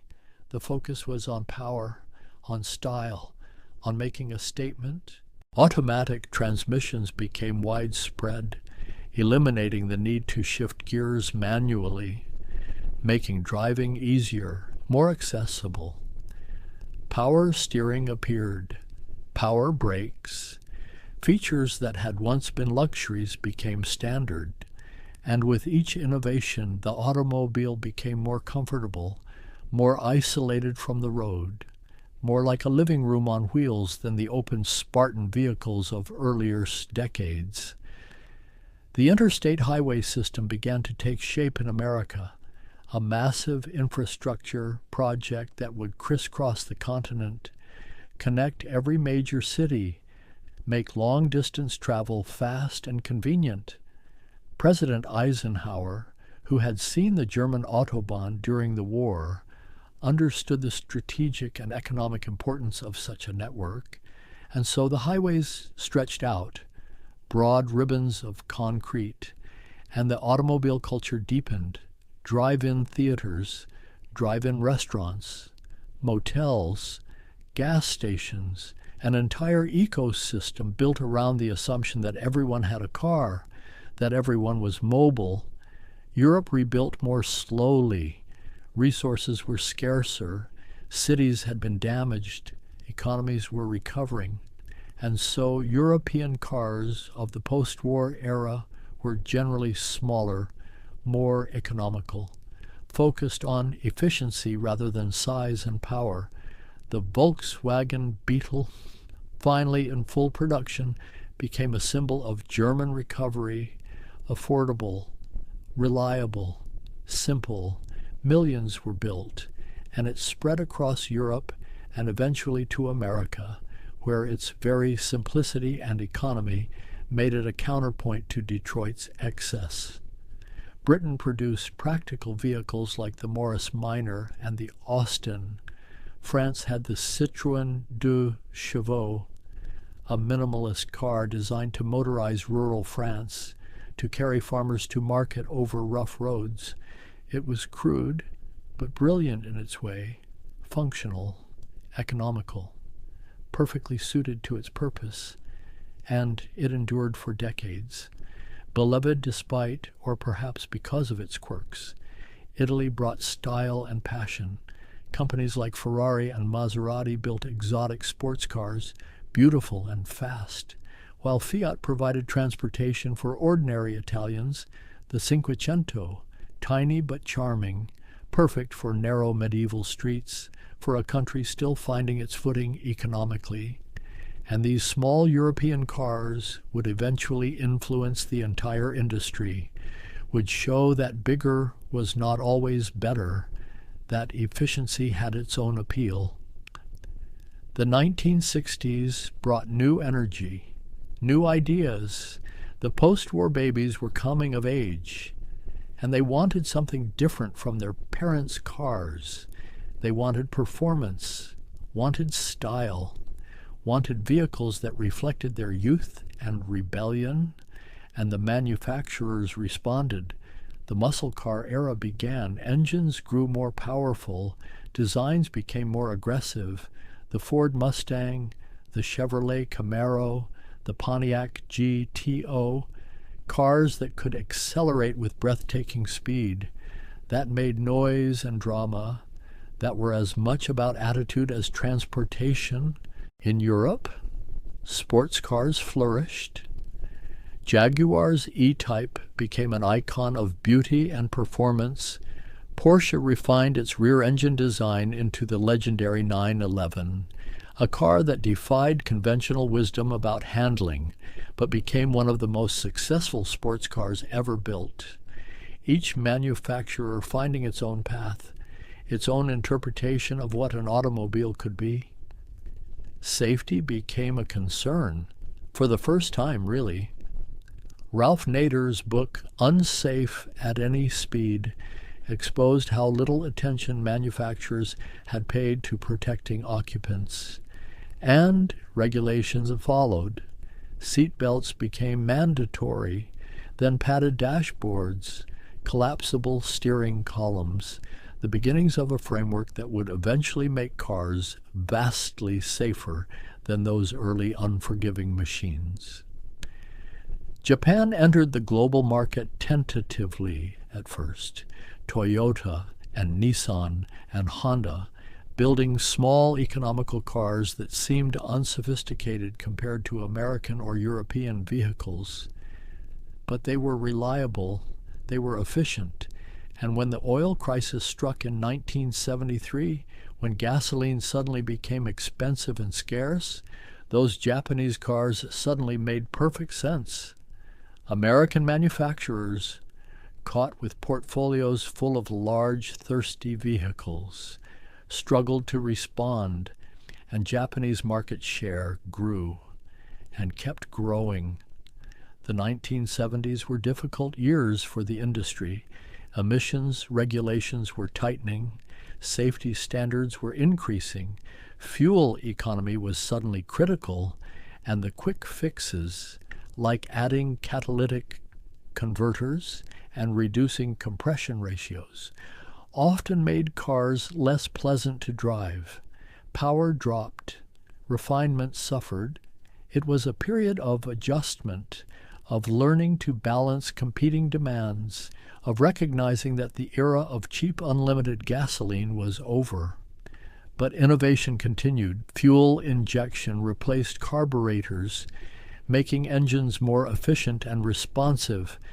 Turbocharging allowed smaller engines to produce more power. Electronics began to appear, first in simple forms: electronic ignition, then more sophisticated systems, anti-lock brakes, traction control, technologies that helped drivers maintain control in difficult situations. The 1980s brought a renaissance of sorts. Manufacturers had adapted to the new regulations, had learned to build cars that were efficient and clean, but also enjoyable. Front-wheel drive became common, saving weight and improving space efficiency. Aerodynamics became important again, not just for style, but for real improvements in fuel economy. And quality improved, especially from Japanese manufacturers who had made reliability a core principle, who had studied and refined manufacturing processes until defects became rare, until their vehicles could be counted on to run for hundreds of thousands of kilometers with minimal maintenance. Luxury evolved. German manufacturers like Mercedes-Benz and BMW combined performance with comfort, created vehicles that could cruise at high speeds on the Autobahn while coddling passengers in near silence. Lexus appeared, Toyota's luxury division, and shocked the industry with vehicles that matched or exceeded European luxury cars in refinement while undercutting them in price. The competitive landscape was shifting. The old certainties were disappearing. The 1990s saw the rise of the sport utility vehicle, a category that had existed in primitive forms for decades, but now exploded in popularity. People wanted to sit higher, wanted the perceived safety of a larger vehicle, wanted versatility, and manufacturers obliged. SUVs grew from niche products to dominant forces in the market, and with their success came new challenges. They were heavier, less efficient, and yet people wanted them, and so the industry adapted. Again, computers became integral to automobile operation. Engine management systems grew increasingly sophisticated, making millions of calculations per second, adjusting fuel delivery and ignition timing, optimizing performance and efficiency in ways that mechanical systems never could, and the electronics expanded. Navigation systems appeared, integrating GPS technology, making it nearly impossible to get lost. Entertainment systems became elaborate. The automobile was becoming not just transportation, but a mobile technology platform. Safety advanced dramatically.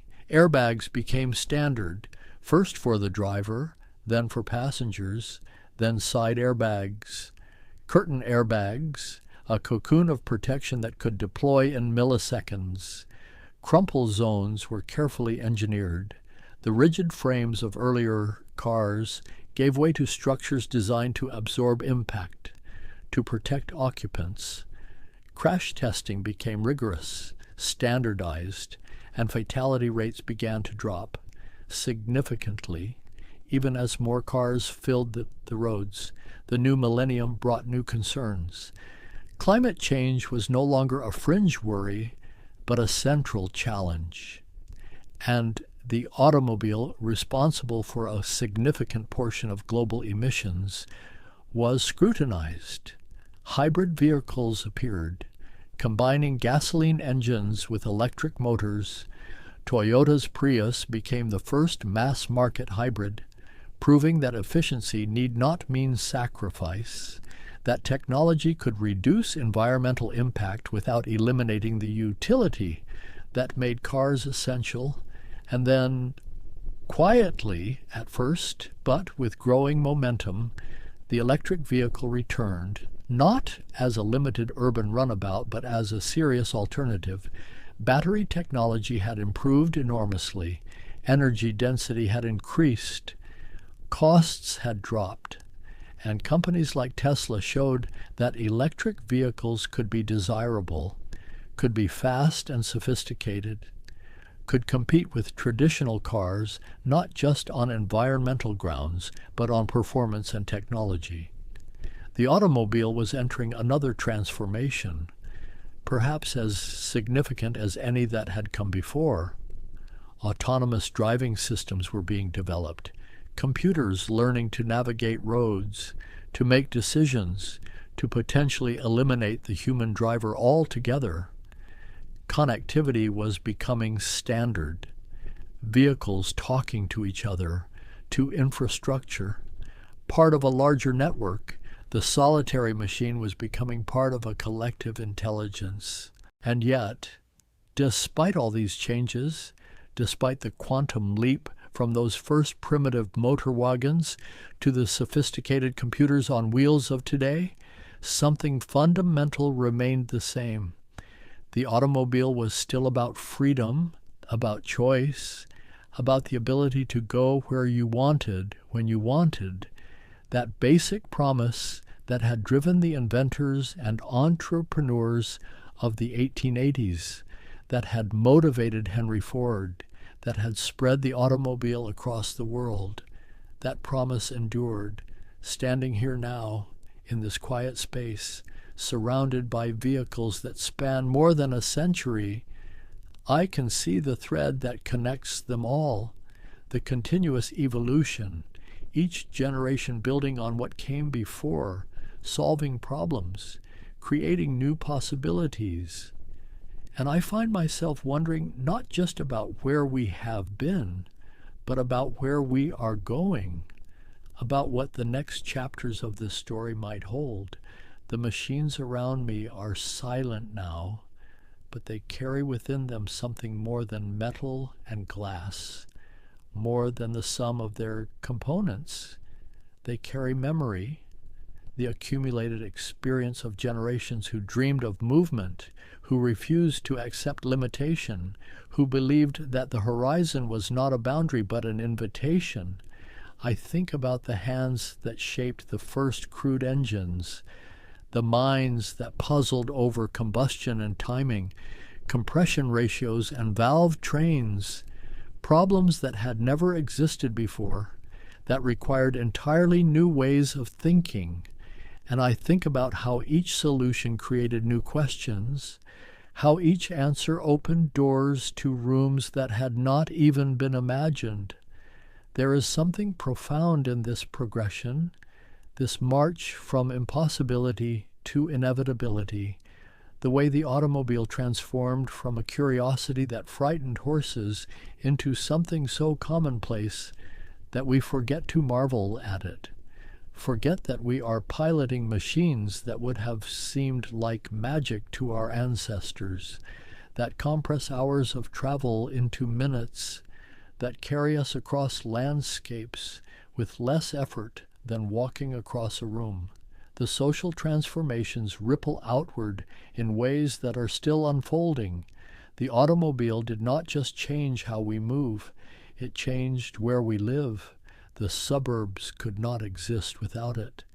Those sprawling communities of single-family homes, each one requiring a car or two or three, each resident dependent on the automobile for work, for shopping, for every aspect of daily life, entire patterns of civilization reshaped by the existence of personal mechanical transportation, and the costs, both visible and hidden, the roads that carved through neighborhoods, the parking lots that consumed city centers, the air quality in urban areas, the greenhouse gases accumulating in the atmosphere, the accidents, the millions of lives lost over the decades to collisions, to mechanical failures, to human error.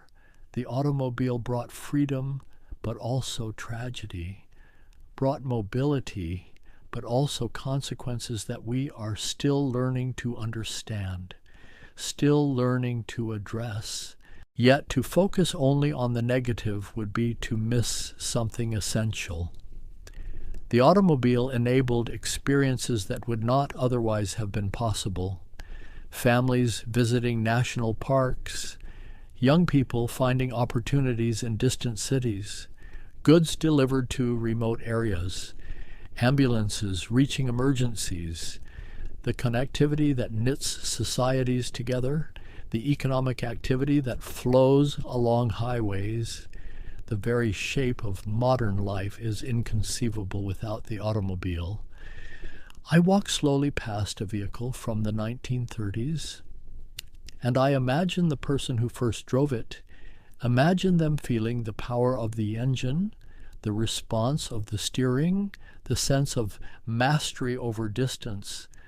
And I think about how that feeling must have been even more intense for the earliest drivers. Those who remembered a world where travel meant horses or trains or walking, where spontaneous journeys were rare, where the world was necessarily smaller, the democratization of distance, that is perhaps what the automobile achieved most profoundly. Before it, long-distance travel was the province of the wealthy, of those who could afford train tickets and hotel rooms, of those who had the leisure time. But the automobile, especially as it became affordable, gave ordinary people access to geography, let them explore, let them visit relatives, let them experience landscapes they had only read about. And there is something deeply human in this desire to move, to see what lies beyond the next hill, the next valley. We are a restless species, always have been, and the automobile tapped into that restlessness, gave it a vehicle, literal and metaphorical, for expression. The engineering itself contains a kind of poetry, the way power is transmitted from combustion to motion, the choreography of pistons and crankshafts, valves opening and closing thousands of times per minute, fuel atomizing and mixing with air, sparks igniting at precisely the right moment, the heat and pressure and violence contained within the engine block, all of it coordinated, balanced, converted into the smooth rotation of wheels on pavement, and the constant refinement, the endless pursuit of efficiency, of power, of smoothness, of silence. Each generation of engineers standing on the shoulders of those who came before, learning from failures, building on successes, the accumulated knowledge growing, spreading, cross-pollinating between manufacturers and nations, competition driving innovation, collaboration sharing breakthroughs. The styling tells its own story, the way automobiles reflected the aesthetics of their eras, the Art Deco streamlining of the 30s, the exuberant chrome of the 50s, the angular aggression of the 80s, the organic curves of the 2000s, each design language speaking to the values and aspirations of its time, the automobile as cultural artifact, as expression of collective dreams. I pause before an electric vehicle from recent years, its lines smooth and minimalist, and I think about the circle closing, about how the industry is returning to electric power, but with a century of accumulated knowledge, with battery technology that the early pioneers could not have imagined, with motors that are compact and powerful and efficient. History does not repeat, but it rhymes. The same solution revisited with new understanding, new capabilities, and autonomous driving, the possibility that the automobile might drive itself, that the human role might shift from operator to passenger. This represents perhaps the most fundamental change since the automobile's invention. It challenges our relationship with these machines, asks questions about control and responsibility, about the nature of mobility itself. Are we ready to surrender the steering wheel, to trust algorithms and sensors, to become passengers in our own vehicles. These are not just technical questions. They touch on something deeper, on identity, on what it means to drive, on the connection between human and machine that has defined the automobile experience for more than a century. And yet, perhaps this too is simply evolution, the next step in a journey that began with those first tentative experiments with steam and electricity and internal combustion, all of it leading here to whatever comes next. The light has shifted, grown softer, and in this gentle dimness the vehicles seem almost to glow, as if illuminated from within by all the journeys they have made, all the miles they have traveled, all the people they have carried, and I feel a deep respect for them, not just as machines, but as monuments to human ingenuity, to persistence, to the refusal to accept the world as it is when we can imagine how it might be.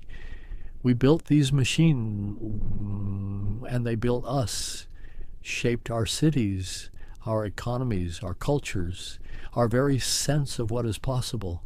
The automobile is both tool and teacher, servant and master, liberator and constraint, and understanding this complexity, holding all of these truths simultaneously.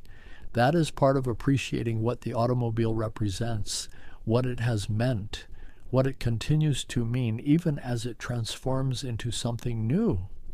And so I stand here, in this space where past and present coexist, where the arc of automotive history is visible in metal and glass, and I feel the weight of all those years, all those innovations, all those journeys settling over me like a gentle blanket.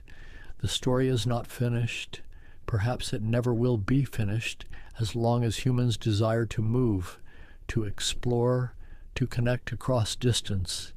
But for now, in this moment, there is peace in simply being here, in witnessing, in remembering.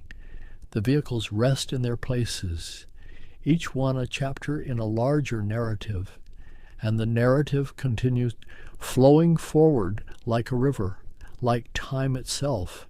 And I am content to let it flow, to let the story unfold as it will, knowing that what has been achieved is remarkable, that the journey from those first crude experiments to the sophisticated machines of today represents one of humanity's great accomplishments, not without cost, not without consequence, but undeniably transformative, undeniably profound.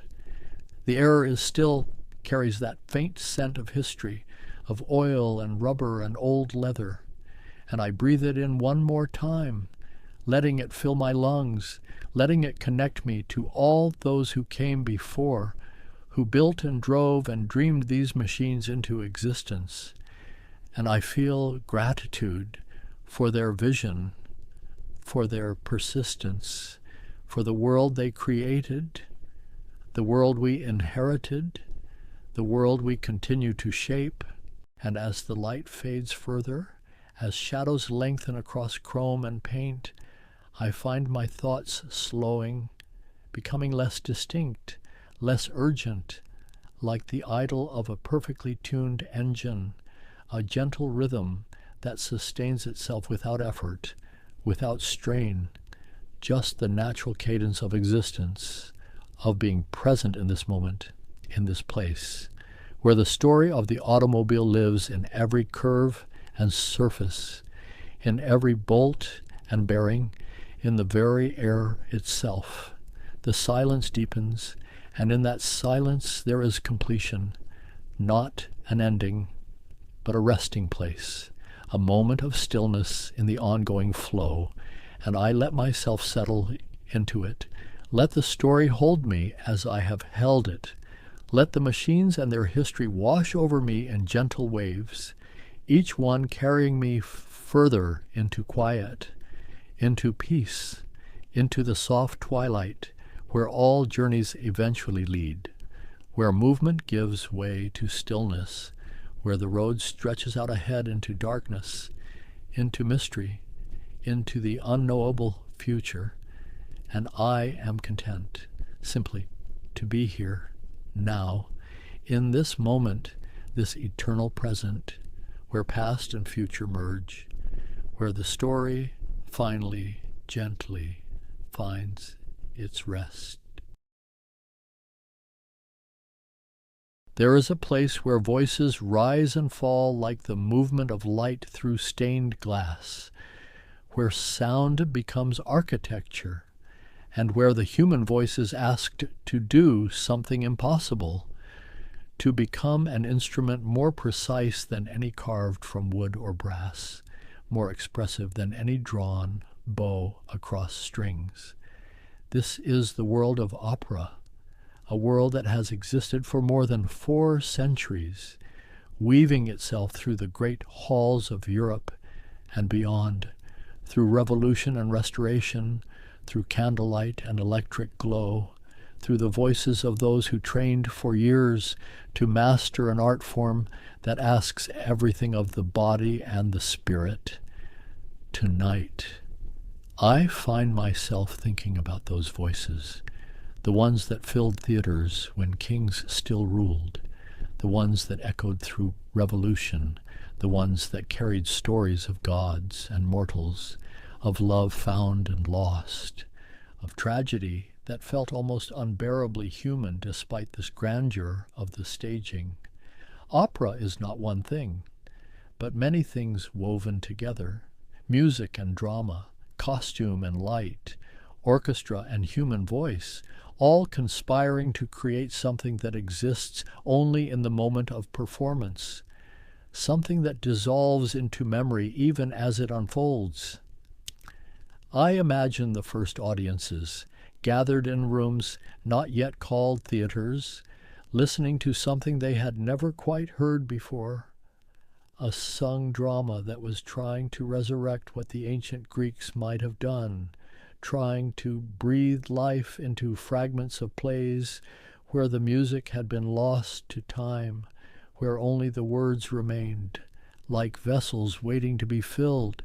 The air in those early rooms must have felt charged with possibility, with the strange thrill of watching something new come into being, something that would grow and change and spread across continents, that would survive wars and plagues and the rise and fall of empires, that would give us Mozart and Verdi and Wagner, Puccini and Bizet, voices that would echo through centuries.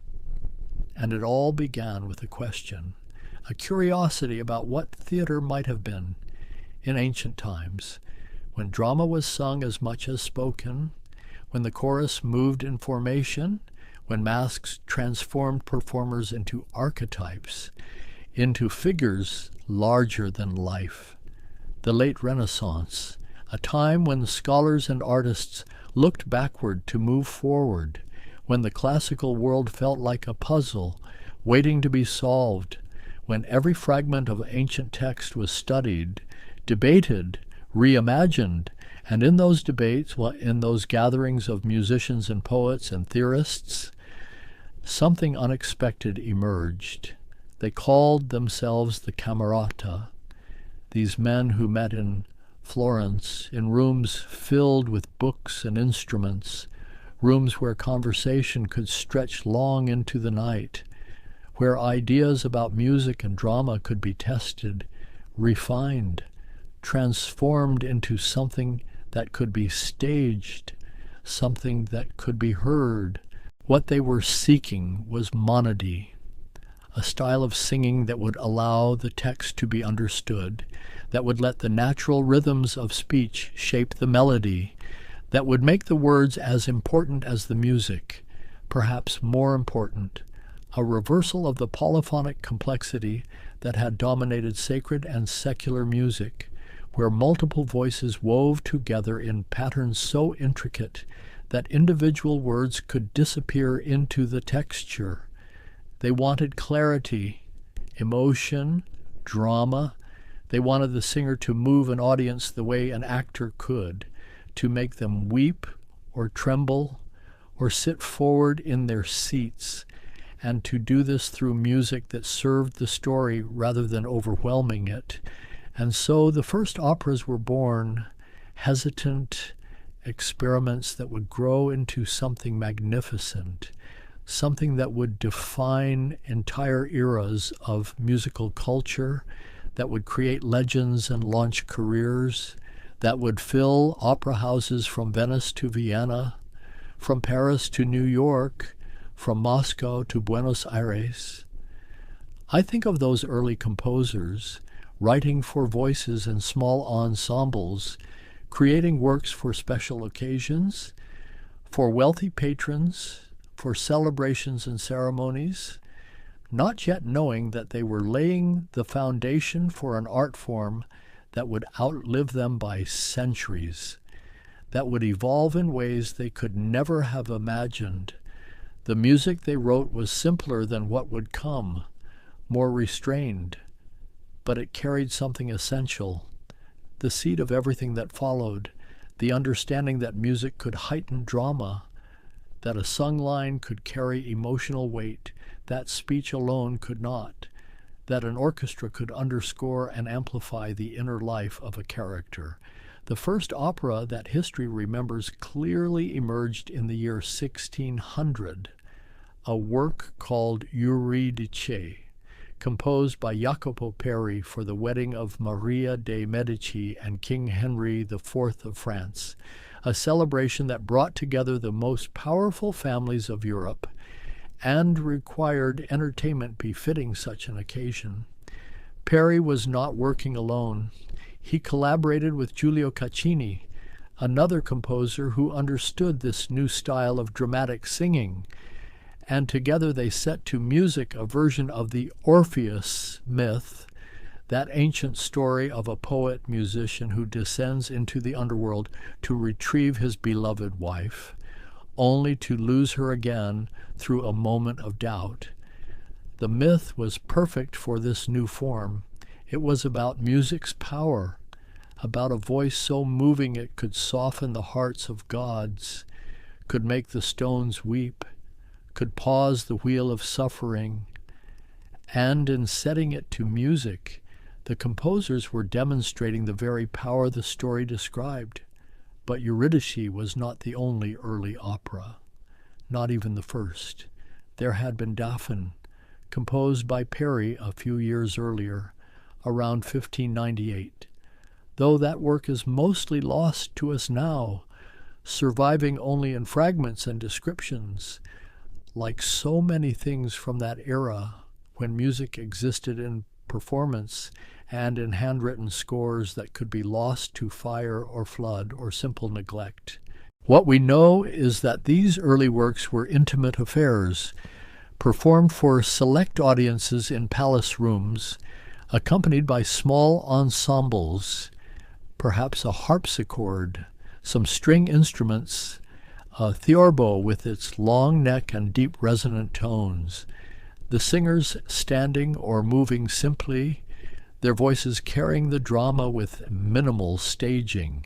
The style they used was called recitative, a kind of musical speech that followed the natural inflections of Italian, rising and fallings with the meaning of the words, allowing the text to be heard clearly, to be understood. This was crucial because the whole project depended on the audience being moved by the story, by the poetry, by the marriage of word and tone. And then came Monteverdi, Claudio Monteverdi, a composer who had already revolutionized secular vocal music with his madrigals, those intricate polyphonic settings of poetry that pushed at the boundaries of Renaissance harmony, that used dissonance in ways that shocked conservative listeners, that made music feel modern and urgent and alive. Monteverdi's L'Orfeo premiered in 1607 in Mantua at the court of Duke Vincenzo Gonzaga, and it changed everything. This was opera finding its full voice, discovering what it could be when a composer of genius turned his attention to the form. The score called for an orchestra of around 40 instruments, astonishing for the time, including trumpets and trombones, recorders and cornets, strings of various sizes, organs and harpsichords, creating a palette of colors that could shift with the drama, that could evoke the pastoral beauty of Thrace, where Orpheus sang, or the dark mystery of the underworld where he descended. Monteverdi understood that music could do more than accompany the text. It could embody emotion, could create atmosphere, could make an audience feel the joy of Orpheus's wedding day, the crushing weight of Eurydice's death, the desperate hope of his journey to retrieve her, the anguish of losing her again. The role of Orpheus required a singer who could navigate both the lyrical beauty of the shepherd songs and the dramatic intensity of the underworld scenes. Someone who could make the audience believe in the power of music, because Orpheus wins Eurydice back not through strength or cunning, but through song, through a voice so pure and heartbreaking that even death must yield. L'Orfeo was followed by other works. Monteverdi continued composing operas, including L'Arianna, of which only the famous lament survives. A piece so moving that contemporary accounts describe audiences weeping openly, unable to contain their emotion at the music's power. And opera began to spread, from the courts to the cities, from private performance to public spectacle.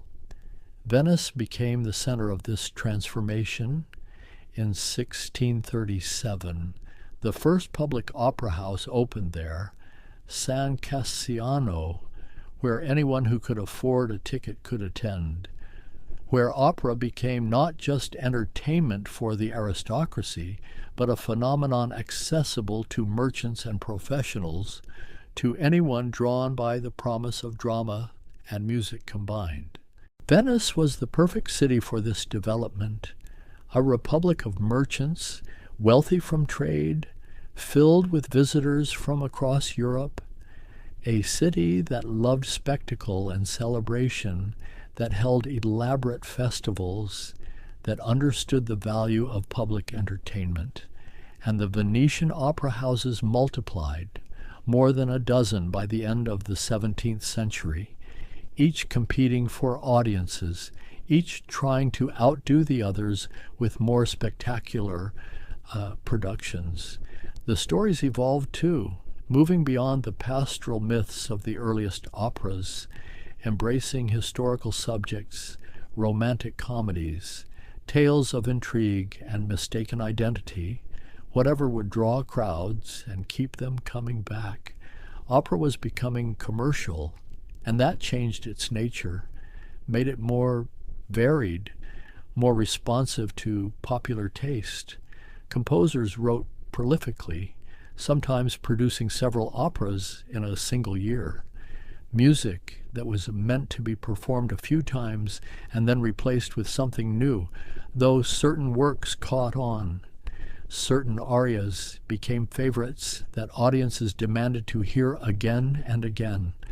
The singers became stars, celebrated and sought after, especially the castrati, the male singers who had been castrated before puberty to preserve their high vocal range, creating voices that combined the power and breath control of adult lungs with the flexibility and brilliance of a soprano or mezzo-soprano, voices unlike anything else in nature.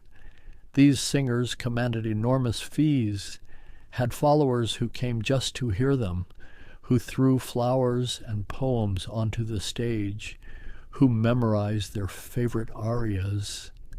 The castrati were among the first true celebrities of the modern world. Their portraits painted and sold, their lives followed with the kind of attention we might now reserve for film stars. But there was darkness in this too. The practice of castration was officially forbidden by the church. Yet it continued. boys from poor families offered up in the hope that a spectacular voice might bring wealth and fame. Though for every successful castrato, there were dozens who never achieved stardom, who were left with altered bodies and modest careers in church choirs. The ethics of it troubled some even then, but the sound was considered celestial, angelic, unlike anything that natural voices could produce, and audiences were willing to overlook the human cost for the sake of that unearthly beauty.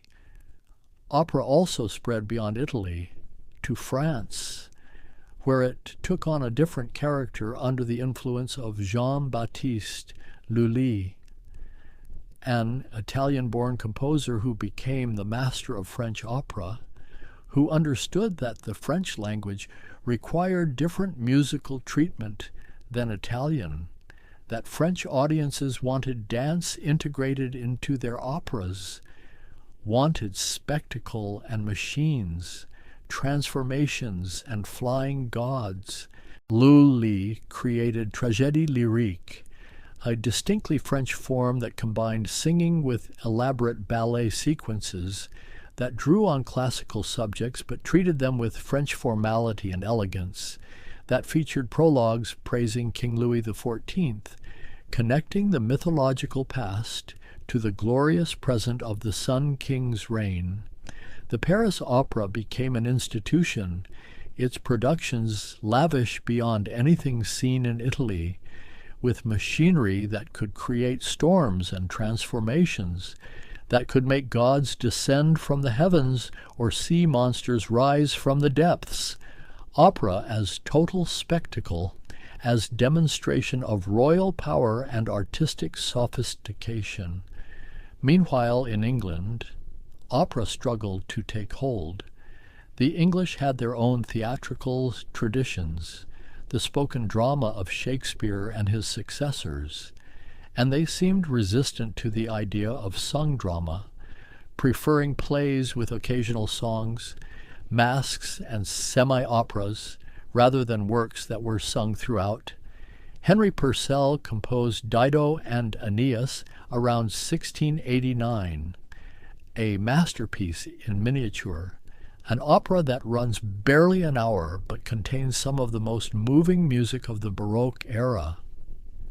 Dido's final lament, "When I am laid in earth," is a piece of such profound sadness, such acceptance of inevitable death, that it transcends its era and its context, becoming something universal.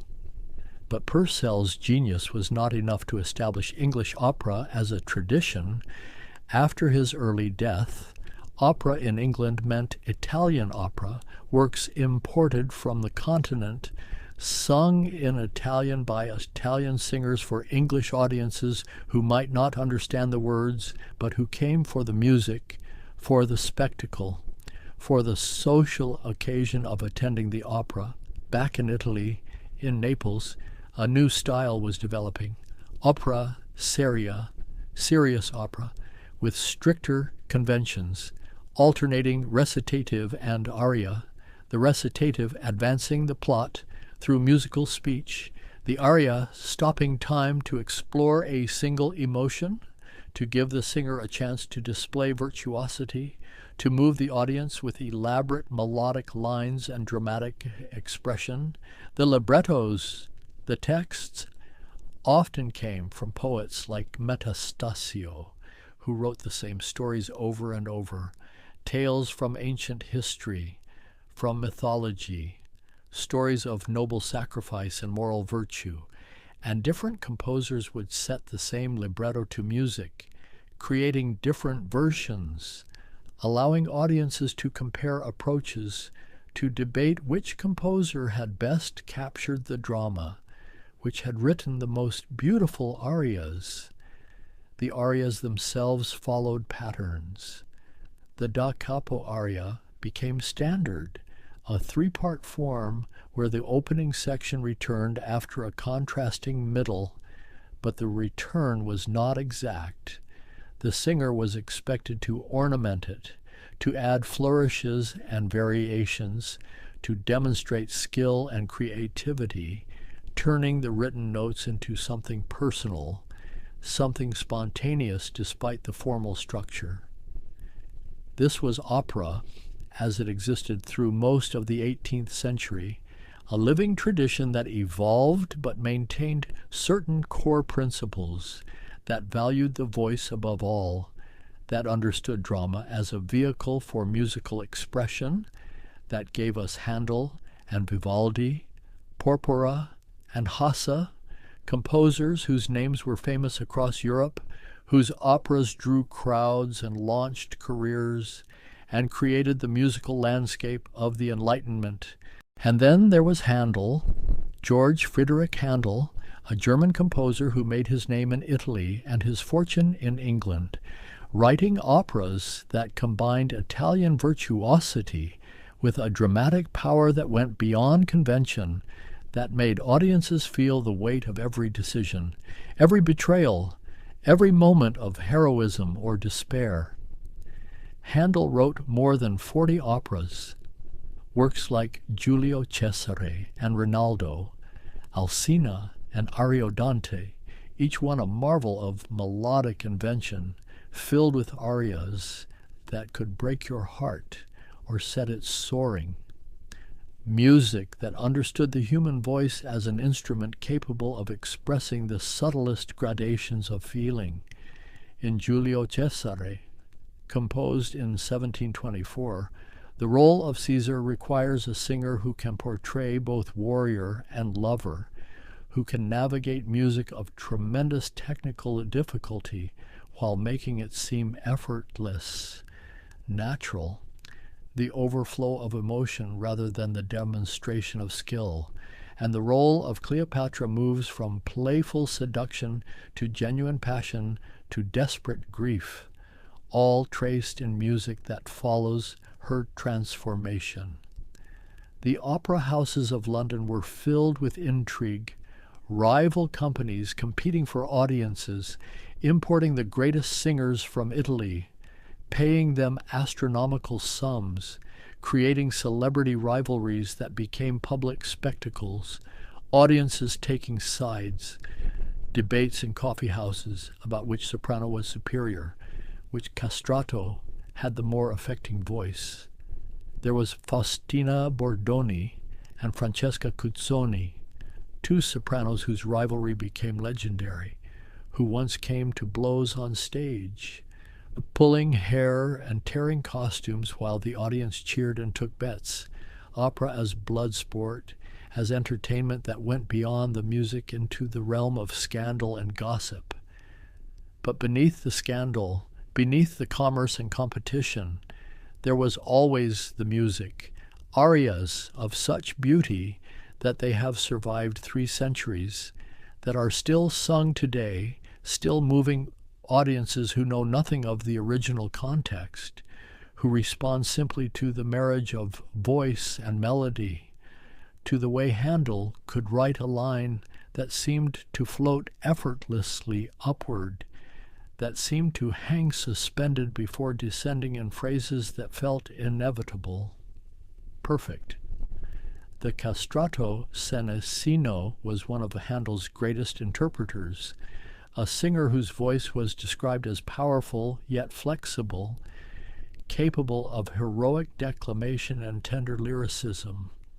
He created many of Handel's greatest roles, brought them to life in ways that shaped how the composer wrote, because opera was always a collaboration between composer and singer, the music written for specific voices, tailored to their strengths, incorporating the ornaments and variations they preferred. But tastes were changing, even as Handel continued writing Italian operas.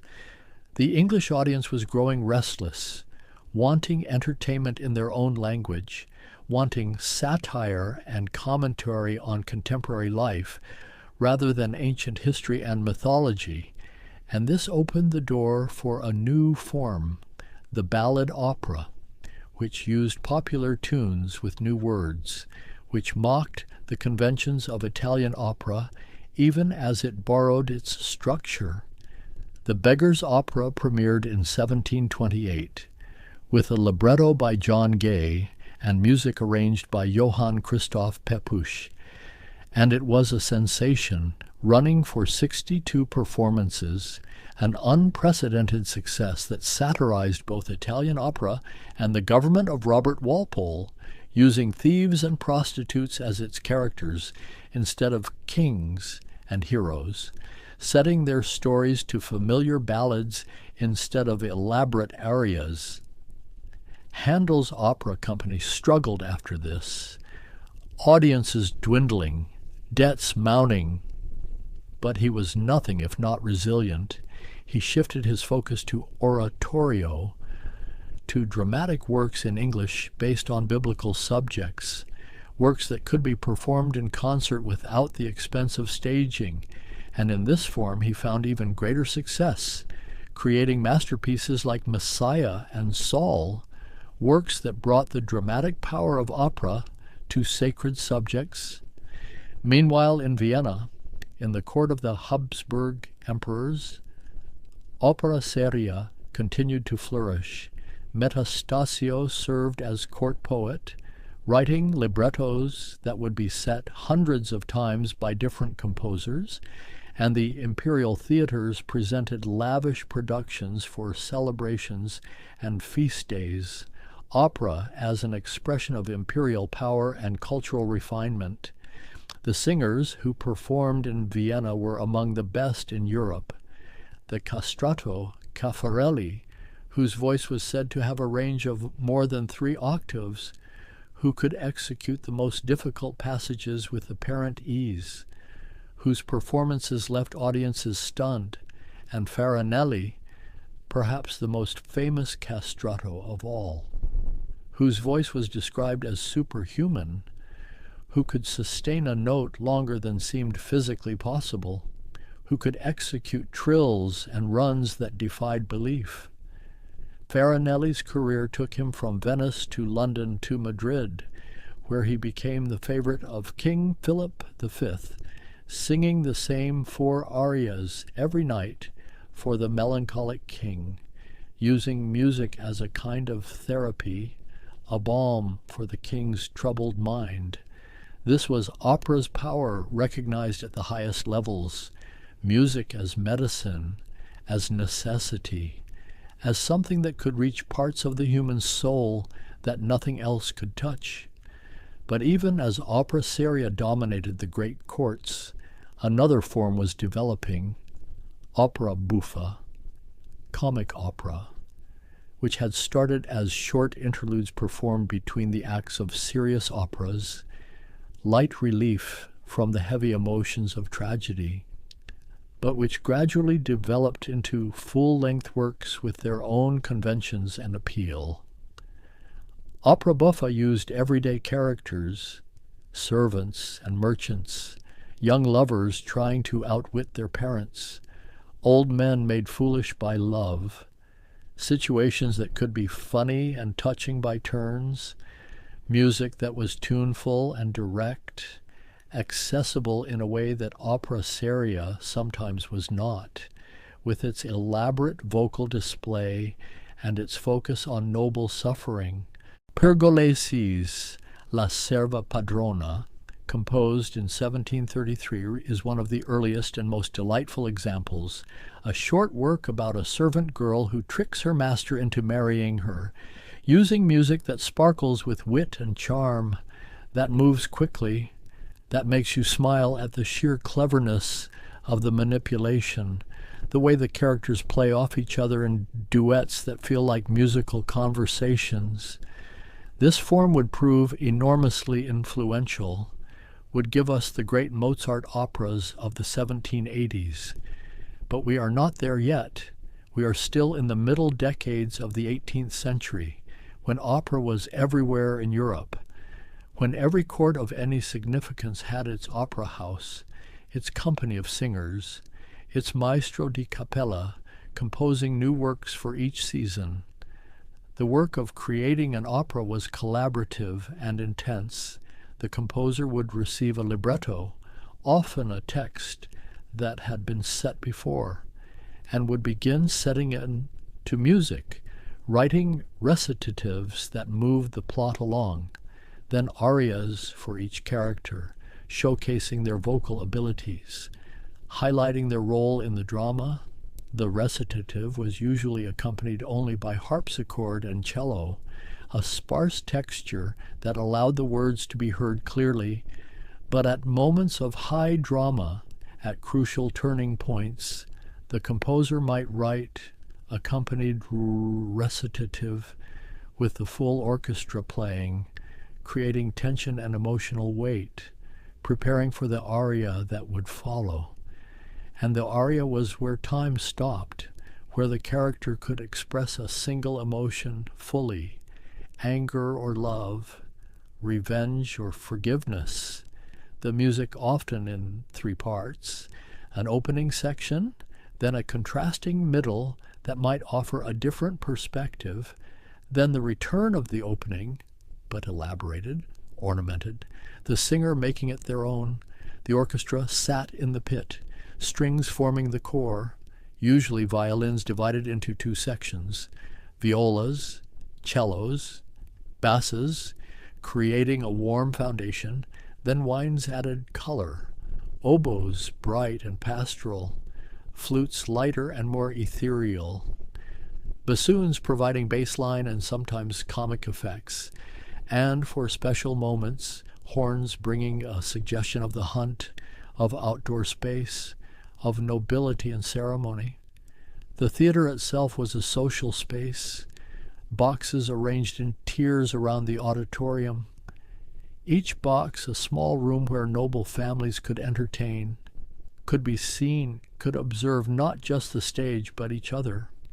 Opera as social ritual, as display of status and taste, the pit filled with a more boisterous crowd, students and merchants, people who might talk during the recitatives, but who would quiet down for the famous arias, who would applaud and call for encores, who would make or break a singer's reputation. The stage was lit by candles, hundreds of them, creating a warm glow but also a fire hazard. Theaters burned with disturbing regularity, taking with them sets and costumes, sometimes even lives, the danger accepted as part of the spectacle.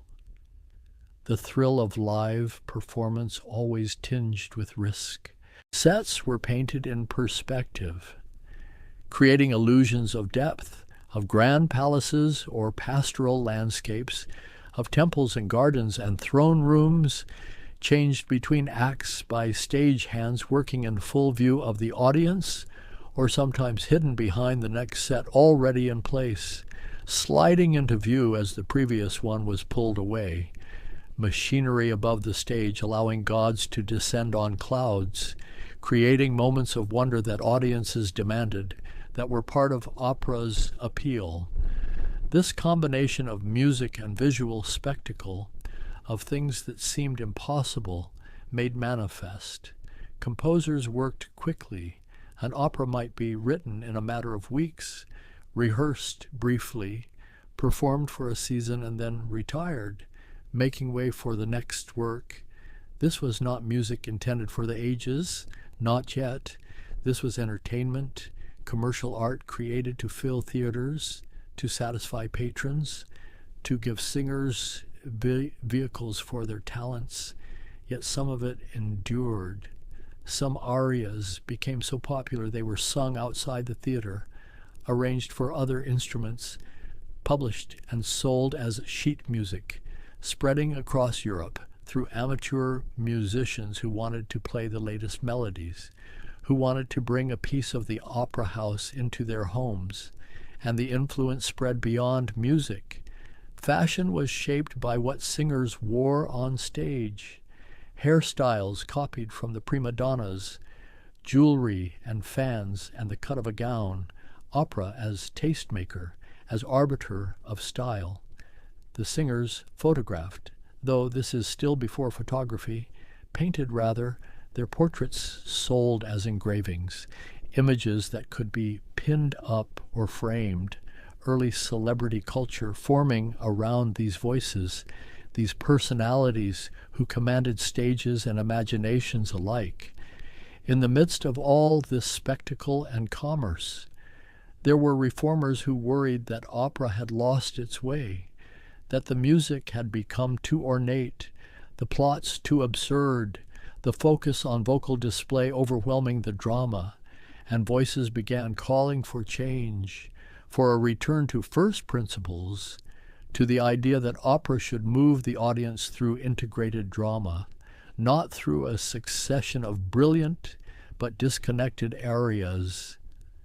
Christoph Willibald Gluck became the leading figure of this reform movement, composing operas that simplified the vocal lines, that reduced the opportunities for improvised ornamentation, that gave the orchestra a more prominent role, that tried to make every element serve the drama rather than distracting from it.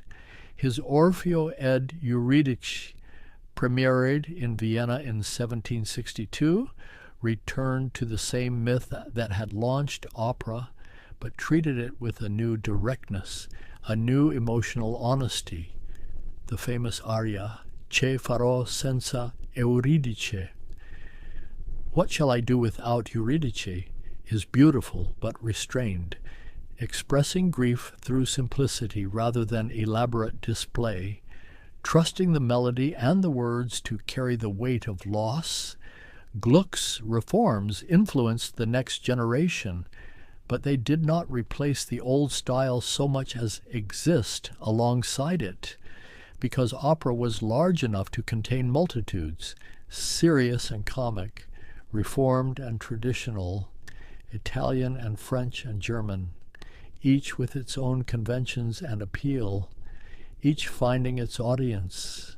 And then came Mozart, Wolfgang Amadeus Mozart, a composer who had been writing operas since childhood, who understood the form from the inside, who could work within any convention and make it seem new, who could write opera seria that transcended its formality, opera buffa that went deeper than comedy, works that combined everything opera could be into something greater than the sum of its parts.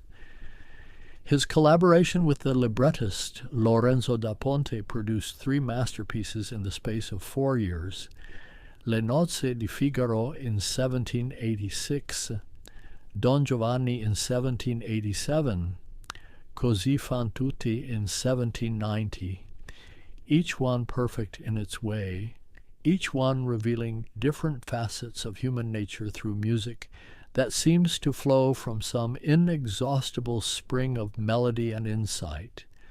Figaro takes the characters of opera buffa, the clever servant, the amorous count, the countess caught between dignity and heartbreak, and gives them music of such psychological depth that they become fully human, complex, contradictory.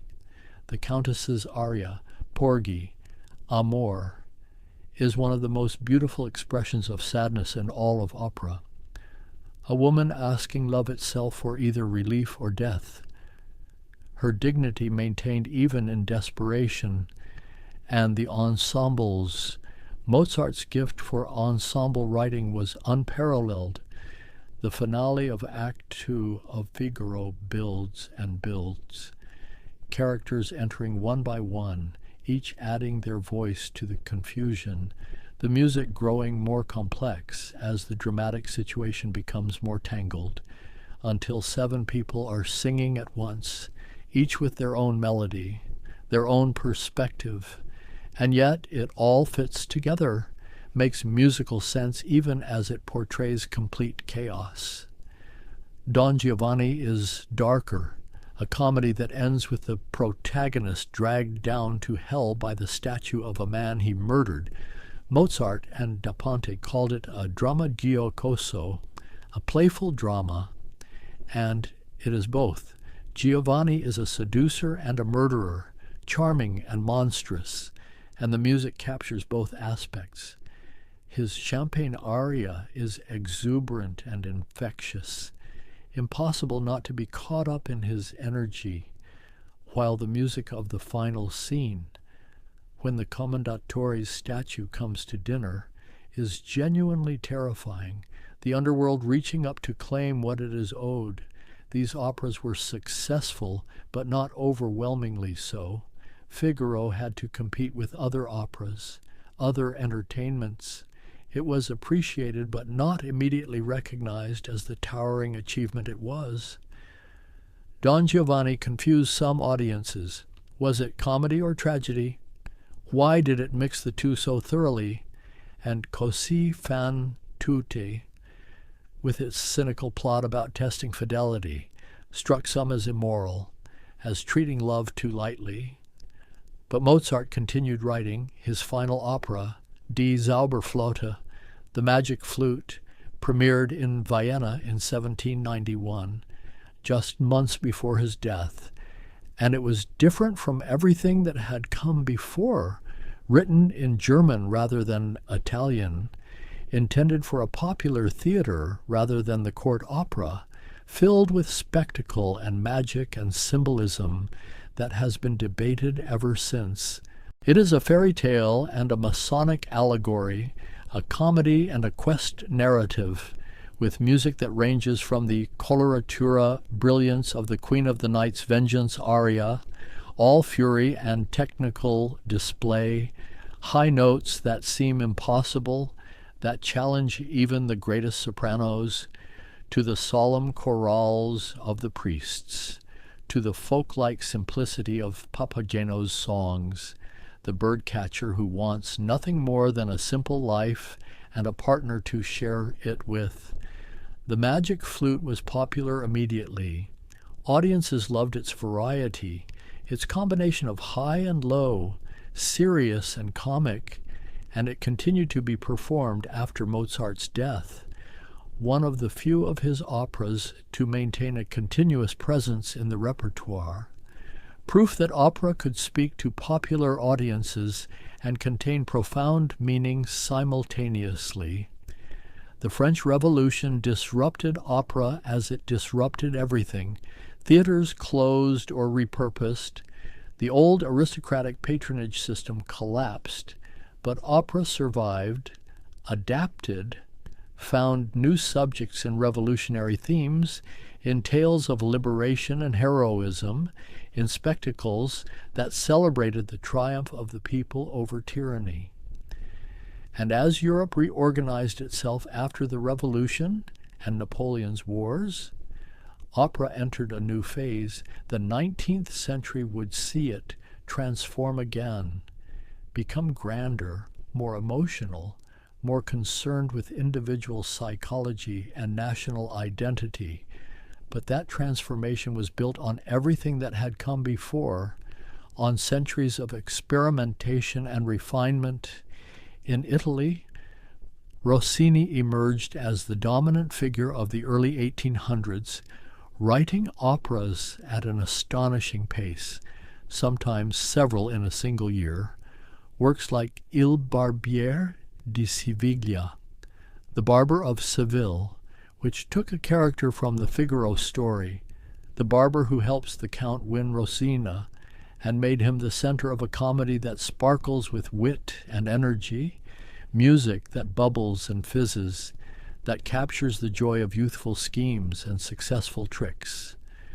Rossini's writing for voice was fiendishly difficult, requiring agility and precision, rapid scales and ornamentation, the famous Rossini crescendo, where the orchestra builds and builds in volume and intensity, creating excitement that feels almost physical, and his comic timing was impeccable, knowing exactly when to pause, when to rush forward, when to let a joke land through music alone. But he also wrote serious operas, works on historical subjects. Guillaume Tell, his final opera, premiered in 1829, told the story of Swiss independence, included an overture that became one of the most famous pieces of orchestral music. And then Rossini stopped, retired from opera composition at the age of 37, spent the remaining decades of his life in comfortable retirement, hosting dinner parties, composing occasional pieces, but never another opera. The reasons for his retirement have been debated. Perhaps he had said what he wanted to say. Perhaps the new romantic style that was emerging did not suit his temperament. Perhaps he simply grew tired of the pressure and the deadlines. Whatever the reason, Italian opera lost its greatest composer at the height of his powers, and the field was open for others. Bellini and Donizetti continued the bel canto tradition, beautiful singing with operas that showcased the voice in long, flowing melodies that required singers with perfect technique and emotional expressiveness. Bellini's Norma, with its famous aria Casta Diva, is one of the supreme tests of the soprano voice, a prayer to the moon that must be sung with absolute purity and control. Any flaw exposed in those long, sustained phrases. Donizetti was more prolific, writing comedies and tragedies with equal facility. L'Elixir d'Amour, The Elixir of Love, is a comic opera of great charm, but Lucia di Lammermoor is pure tragedy, the story of a woman driven mad by forced marriage and lost love. Her mad scene, one of the most famous in all opera, the soprano accompanied by a flute, her voice and the instrument in dialogue, portraying a mind that has broken, that has retreated into a world where past and present blur together. In France, grand opera was developing its own characteristics, works on an enormous scale, with large choruses and ballet, with spectacular scenic effects. Giacomo Meyerbeer became the master of this style, writing operas like Les Huguenots, set during the religious wars of the 16th century, filled with pageantry and violence, music that served spectacle while maintaining dramatic coherence. The Paris Opera was the most prestigious opera house in Europe. To succeed there was to succeed everywhere, and composers tailored their works to French taste, to the requirement for ballet, for grand choruses, for effects that would impress the sophisticated Parisian audience. Opera as demonstration of what could be achieved when resources were unlimited, when the best singers and the finest orchestra and the most skilled craftsmen all worked together. And in Germany, Wagner was beginning his career, though we are still in the early 1800s, still before he would revolutionize opera, transform it into music drama. But already he was composing, learning his craft, studying the operas of his predecessors, absorbing everything from Italian bel canto to French grand opera to German romantic opera, preparing to synthesize it all into something new. The opera house had become a central institution of European cultural life. Cities competed to build grander theaters, to attract better singers, to present more spectacular productions. Opera was civic pride made audible, a way for a city to demonstrate its sophistication and wealth, and the repertoire was expanding, older works beginning to be revived alongside new compositions. The idea that some operas might be permanent additions to the repertoire rather than temporary entertainments. Mozart's operas were rediscovered in the early 1800s. After decades of neglect, Don Giovanni in particular was championed by the Romantics, who saw in it a masterpiece of dramatic music, a work that balanced classical form with romantic content, that portrayed the dark side of human nature with unflinching honesty, and it entered the repertoire permanently, became a work that every major opera house wanted to produce, that singers aspired to perform. Technology was changing too. Gas lighting replaced candles. allowing for more controlled effects, for dimming and brightening, for creating atmosphere in new ways, and the orchestra grew larger, more instruments added to create the bigger sounds that the Romantic era demanded, that could fill the increasingly large theaters being built to accommodate opera's growing popularity. The voice itself was changing, or rather, the ideal vocal sound was evolving, the lighter, more agile singing of the 18th century giving way to voices with more weight, more power, capable of soaring over larger orchestras, of filling bigger spaces. The castrati were disappearing, their voices replaced by tenors and sopranos who developed different techniques, different qualities, though perhaps not the same superhuman facility that the castrati had possessed, and repertoire was becoming international. Italian operas performed in Vienna and Paris, French operas translated and performed in London, German operas making their way south, singers traveling from city to city, from engagement to engagement, building international careers, becoming known across the continent, opera as the first truly international art form, transcending language barriers through the power of music, creating a shared culture that linked the capitals of Europe. The question that lingered in all of this, the question that philosophers and critics debated in their journals and treatises, was what opera actually was, whether it was a mongrel art form that diluted both music and drama, or whether it was something greater than either, a synthesis that could express truths inaccessible to words or music alone. Some argued that opera was inherently absurd, that people do not sing their conversations, that the moment a character breaks into aria, realism shatters. And yet, the defenders of opera pointed out that realism was never the goal, that opera dealt in emotional truth rather than literal truth, that a great aria could convey the interior landscape of a character's mind in a way that spoken dialogue never could. When Beethoven composed his single opera, Fidelio, he struggled with it for years, revised it multiple times because he understood that opera required a different kind of thinking than symphonic music, required balancing dramatic pacing with musical structure, serving the text while maintaining musical coherence.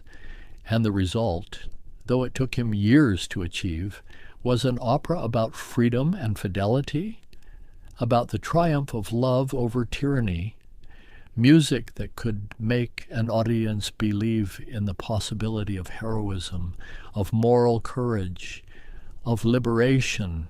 The great singers understood something that cannot quite be put into words, that opera exists in the moment of performance, that no two performances are ever identical, that the magic happens in the space between the written note and the sung phrase, in the choices made in real time, in response to the acoustic of the hall, the energy of the audience, the collaboration with the conductor and the other singers. Maria Malibran, one of the great sopranos of the early 1800s, was known for her dramatic intensity, for performances so emotionally charged that audiences were left shaken, and she died young, not yet 30, from injuries sustained in a riding accident. But her legend persisted, stories of her performances told and retold, the way she could make you believe utterly in the character she portrayed, could make the improbable plots of opera feel like the most important truths in the world. And this is part of opera's enduring fascination, this combination of the ephemeral and the eternal, the music written down and preserved, but each performance unique, lost the moment it ends, except in memory.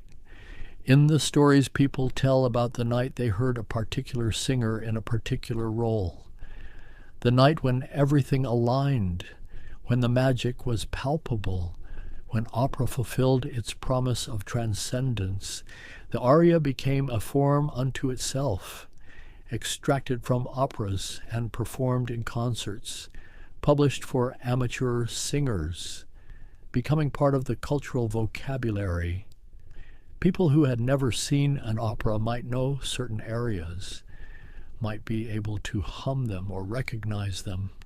The music escaping its original context, taking on a life of its own, becoming emblematic of emotion itself, the queen of the night's rage, the countess's sorrow, Figaro's wit, all distilled into musical phrases that could stand alone.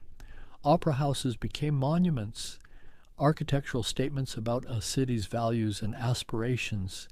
The Teatro alla Scala in Milan, the Vienna State Opera, the Palais Garnier in Paris with its grand staircase and Chagall ceiling, each one a palace dedicated to this art form, with acoustics carefully designed, sight lines calculated, every technical element in service of the central goal, creating the conditions for opera to work its peculiar magic, and the tradition of the opera season developed, autumn through spring, a social calendar built around premieres and revivals, opening night as an event where the audience was as much on display as the performers, where fashion and politics and artistic debate all mingled, where reputations could be made or destroyed, where a new work might be booed off the stage or acclaimed as a masterpiece, the audience wielding real power, their approval necessary for success.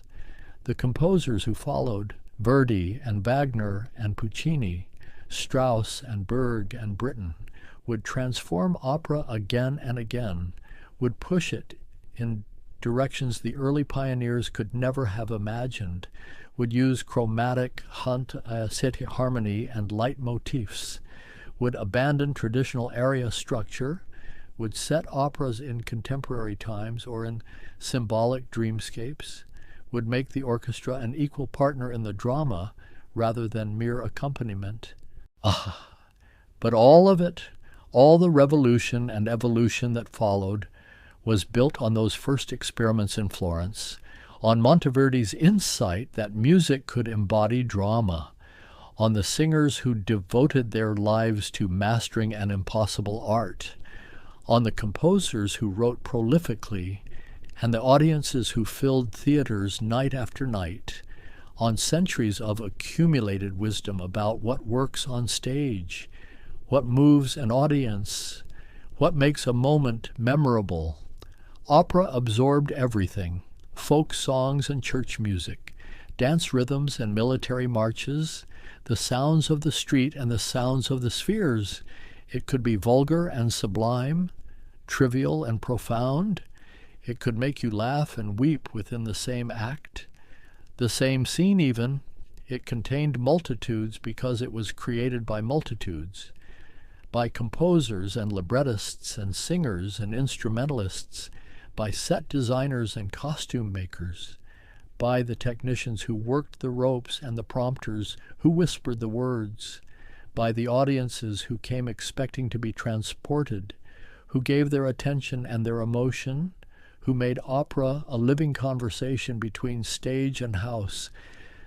The night deepens around these thoughts, around the accumulated weight of 4 centuries of music and drama intertwined, and I find myself thinking about silence, about the spaces between the notes, about the held breath before a high note, the pause before the final cadence. Opera taught Europe how to listen, how to sit in darkness and give hours of attention to an unfolding story, how to surrender to emotion without embarrassment, how to accept that a man might sing his dying words, or a woman might express her love in cascades of coloratura, and that this heightened reality might reveal something true, something essential about the human experience. The singers who devoted years to training, learning languages they might never speak conversationally, studying music theory and dramatic technique, building the physical stamina to perform roles that could last hours, developing the breath control to sustain impossible phrases. They were athletes and artists both, their instrument, their own body, which meant that age and illness and simple tiredness were always factors, that a career could end with a vocal injury, that the great roles had to be approached at the right moment in a singer's development, too early, and the voice might not be ready, too late, and the high notes might be gone. There is something moving about the impermanence of it, about knowing that all the great performances of the past exist only in memory and description, that we cannot hear Farinelli or Malibran or any of the legendary singers of the 18th and 19th centuries, that even the early recordings from the 20th century capture only a ghost of what it must have been like to sit in a theater, to feel the sound in your chest, to be part of the collective experience of an audience moved as one. Opera persists because it offers something that cannot be found elsewhere. This combination of music and theater, of spectacle and intimacy, of the human voice pushed to its limits in service of stories about love and death, power and sacrifice, revenge and forgiveness, the themes that have always moved us, that will always move up, dressed in the costumes of gods and heroes, kings and peasants, but always fundamentally about us, about what it means to be human, to want, to lose, to hope despite everything. The curtain falls, the house lights rise, the audience emerges blinking into the night, carrying something of the performance with them, humming a melody, replaying a moment, the plot already fading, but the emotion lingering. This is opera's gift, this transformation of time and sound into memory, into feeling that outlasts the event itself. And somewhere tonight, in opera houses across the world, the ritual continues, orchestras tuning, singers warming up, audiences finding their seats, the lights dimming, the conductor raising the baton, the first notes rising into the air. The same magic attempted again, never quite the same as last night or the night before, but always reaching for that moment of connection, of transcendence, of being lifted out of ordinary time into something more vivid, more intense, more fully alive. The stories that opera tells are often impossible, filled with coincidence and misunderstanding, gods who meddle and lovers who die. And yet, in the moment of performance, in the combination of music and voice and drama, they feel true, feel necessary, feel like the only way to express what needs expressing.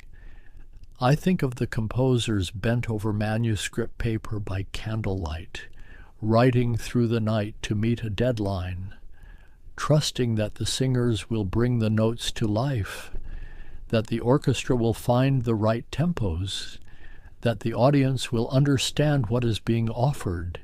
This leap of faith that creation requires, this belief that beauty matters, that art matters, that the human voice raised in song can still, after all these centuries, make us feel something we have never quite felt before. And perhaps that is enough. Perhaps that is everything. This continuous renewal of the form, this passing of tradition from generation to generation, this insistence that opera remains relevant, remains necessary, remains capable of moving us in ways that nothing else quite can.